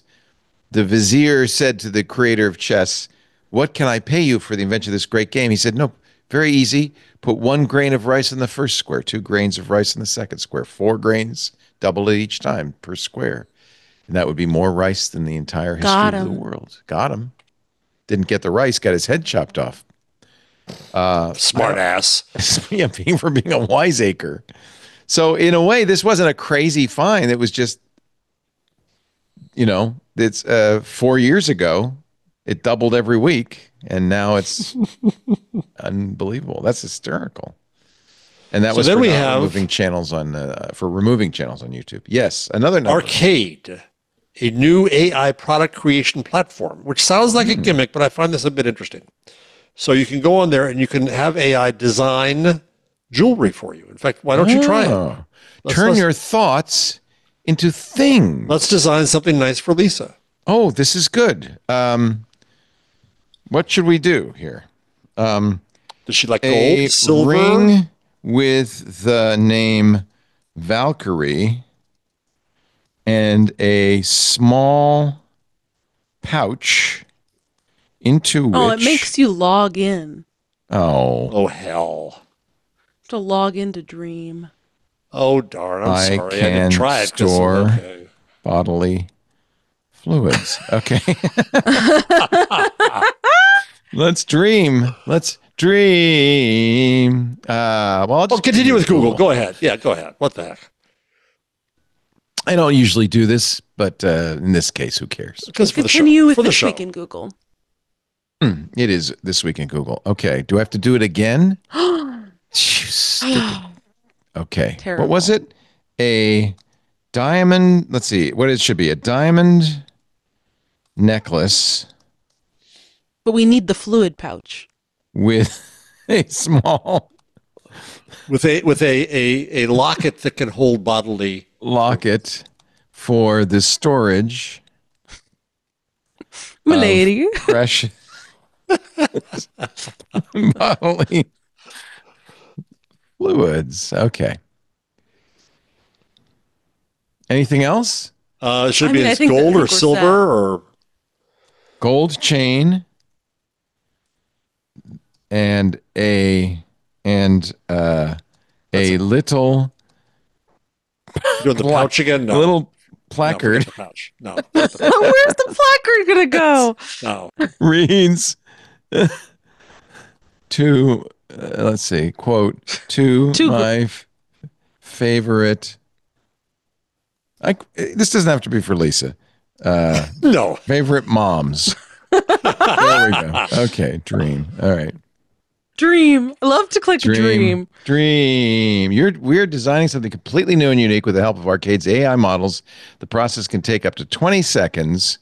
And it's going to give me 4 different things. It's kind of like Mid-Journey or Hugging Face. I think it's just going to send the police to your house. Yeah, I think that's really, what's happening. immediately. Okay. Oh, there it is, though. Here we go. Here we go. Gold vermilion, a locket to my favorite moms, and it has a little pouch. But where's the fluid going to go? That's the locket. That's it. Oh, right? okay. No. That's the one there. Only $410. Let's look what else we can get here. This one's a little more I like the bottom left, honestly. Bottom left is pretty good. Oh, bottom left. Okay. It's $1,074. I love that one's in, what's it called? The silly font. Comic Sans. Comic Sans. To my favorite mom. $2,340. Go ahead, Leo. Order to me, favorite moms. Mine. But I think it's a little bit larger receptacle, which is a good. Yeah, that's a a good lot thing. of diamonds. 10 cc's. That's all I need. All right, let's see That here. one's $2,000.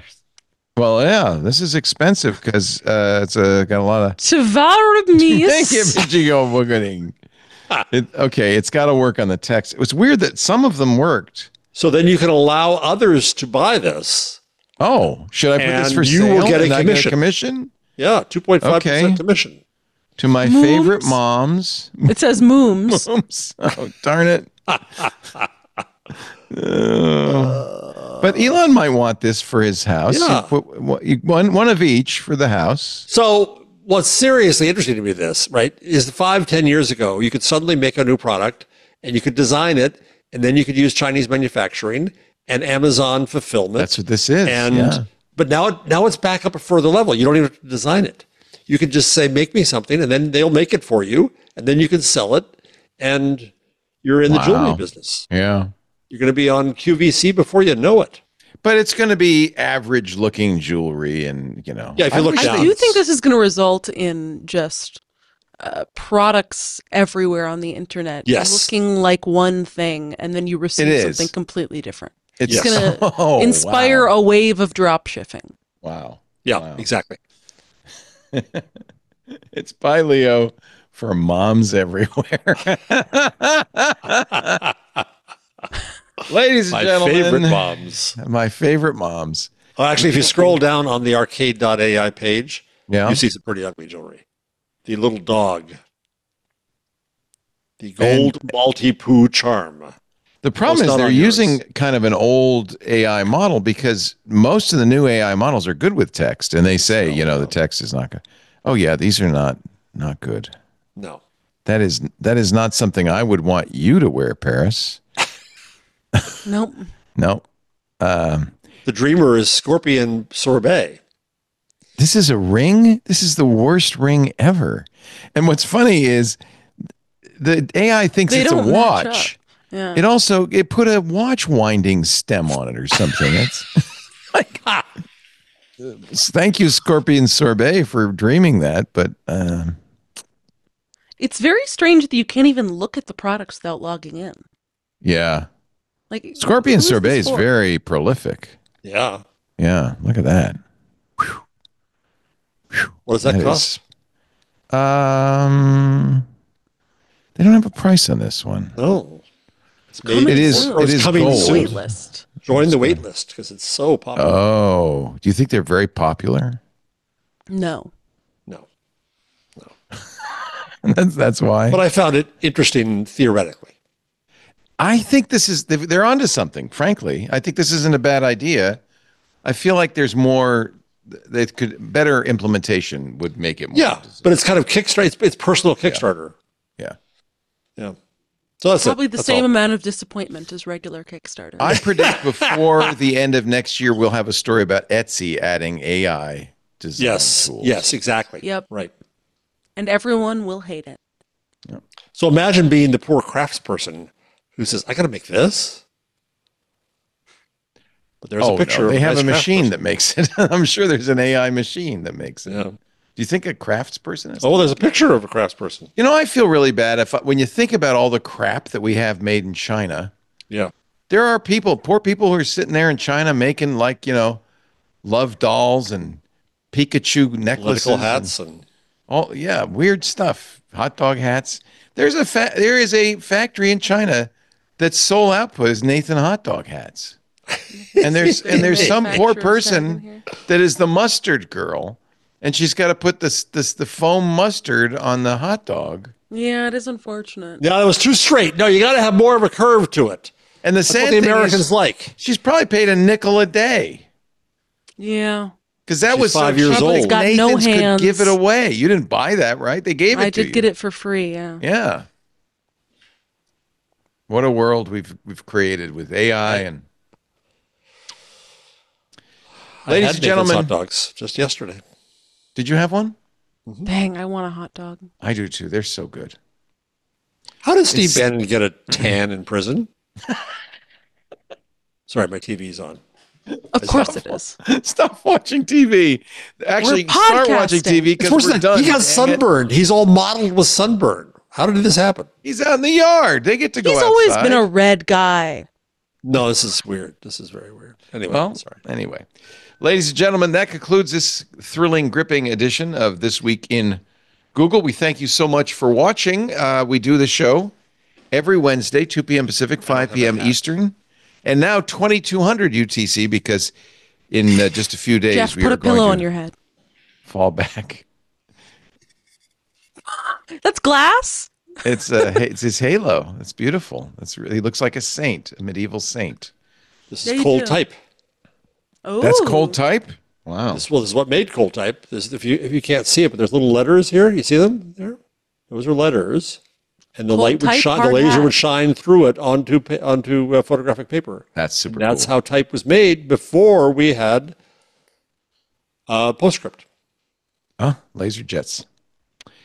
You can also watch the show by downloading a copy on demand from our website, twit.tv/twig. There's a YouTube channel dedicated to This Week in Google. And of course, the best thing to do is subscribe in your favorite podcast player. That way you'll get it automatically the minute it is available. You will find the great works of Paris Martineau at The Information, where she's working on youth issues for the weekend. But I'm sure if you had a big story and were to send her a scoop to her Signal account, martineau.01, she could be writing about almost anything. If you got a big scoop, like a really big, like a hot politics scoop, would you be allowed to run with the story? Like they would say, well, it's your scoop. Yeah, probably. Yeah, I think if so. It was a big enough scoop, for sure. Yeah. I think that would be fair. So send her something good, martineau.01. Jeff Jarvis has a new job. He is, I don't have it written down. Jobs. He is doing some stuff. I'm a visiting professor at Stony Brook University's School of Communication and Journalism, and not communications. Communications. Only one communication. Always, I got scolded already. Always singular. And I am a distinguished fellow at the Center for Cooperative Media at Montclair State's University's School of Communication and Media. And I am still, and forever, the Emeritus Leonard-Tao Professor of Journalism Innovation at the Newark Graduate School of Journalism. And look for his piece at the Columbia Journalism Review. His blog is buzzmachine.com. His books are available at the Gutenberg at jeffjarvis.com. Oh, sorry. Yes, at jeffjarvis.com. Both the Gutenberg Parenthesis magazine and his brand new one, The Web We Weave. Was that a grammatical error to say both and then mention 3 items? Yeah, you should be ashamed of yourself. What should I say instead of both? Such as? All? It's all my current books. His books. His books are Just available. say his books are available at jeffjarvis.com, including such great books as the Gutenberg Parenthesis magazine and The Web We Weave. Blurbed by none other than Leo. Than moi. Thank you guys for joining us. Thank you all for putting up with us. That's really the best way to describe it. We will be back next week, and we'll attempt to do a better show. I apologize. Well, I'm not going to be here, so you know it's a better show. Yep. Next week we got Micah Sargent next week. I'm in Mainz. Oh, that'll fix everything. He's going to be at ConCon. Yeah. The content conference. In where? For XCon. Mainz, Germany, the birthplace of... Not in Con, unfortunately. No, it's not. It would be better. Have they ever had ConCon at Con? They should. But it's going to be ConCon at Cannes. CanCon. You need CanCon at Con. Can you ConCon? All right, well, have a nice trip to Mainz. I'm sorry we'll miss you. I'm flying out on election day night. I'm going to be crazy. I'm going to ask for asylum when I'm there if I have to. Oh. Would you move to Germany? He's going to be having shakes in the plane. Mm-hmm. Yeah. Being away from MSNBC for that long. Yes. Who are you flying? Because many of them will have MSNBC. Well, I'm going to be sleeping on the way over. Oh, you're sleeping. Okay. You can't Will sleep. you be? He's not going to sleep. That's crazy. I used a lot of miles for business class. Good for you. Lie flat. No, it's always the way to go. Thank you, Jeff. Thank you, Paris. Thanks to all of you for joining us. We'll see you next time on This Week in Google. Bye-bye.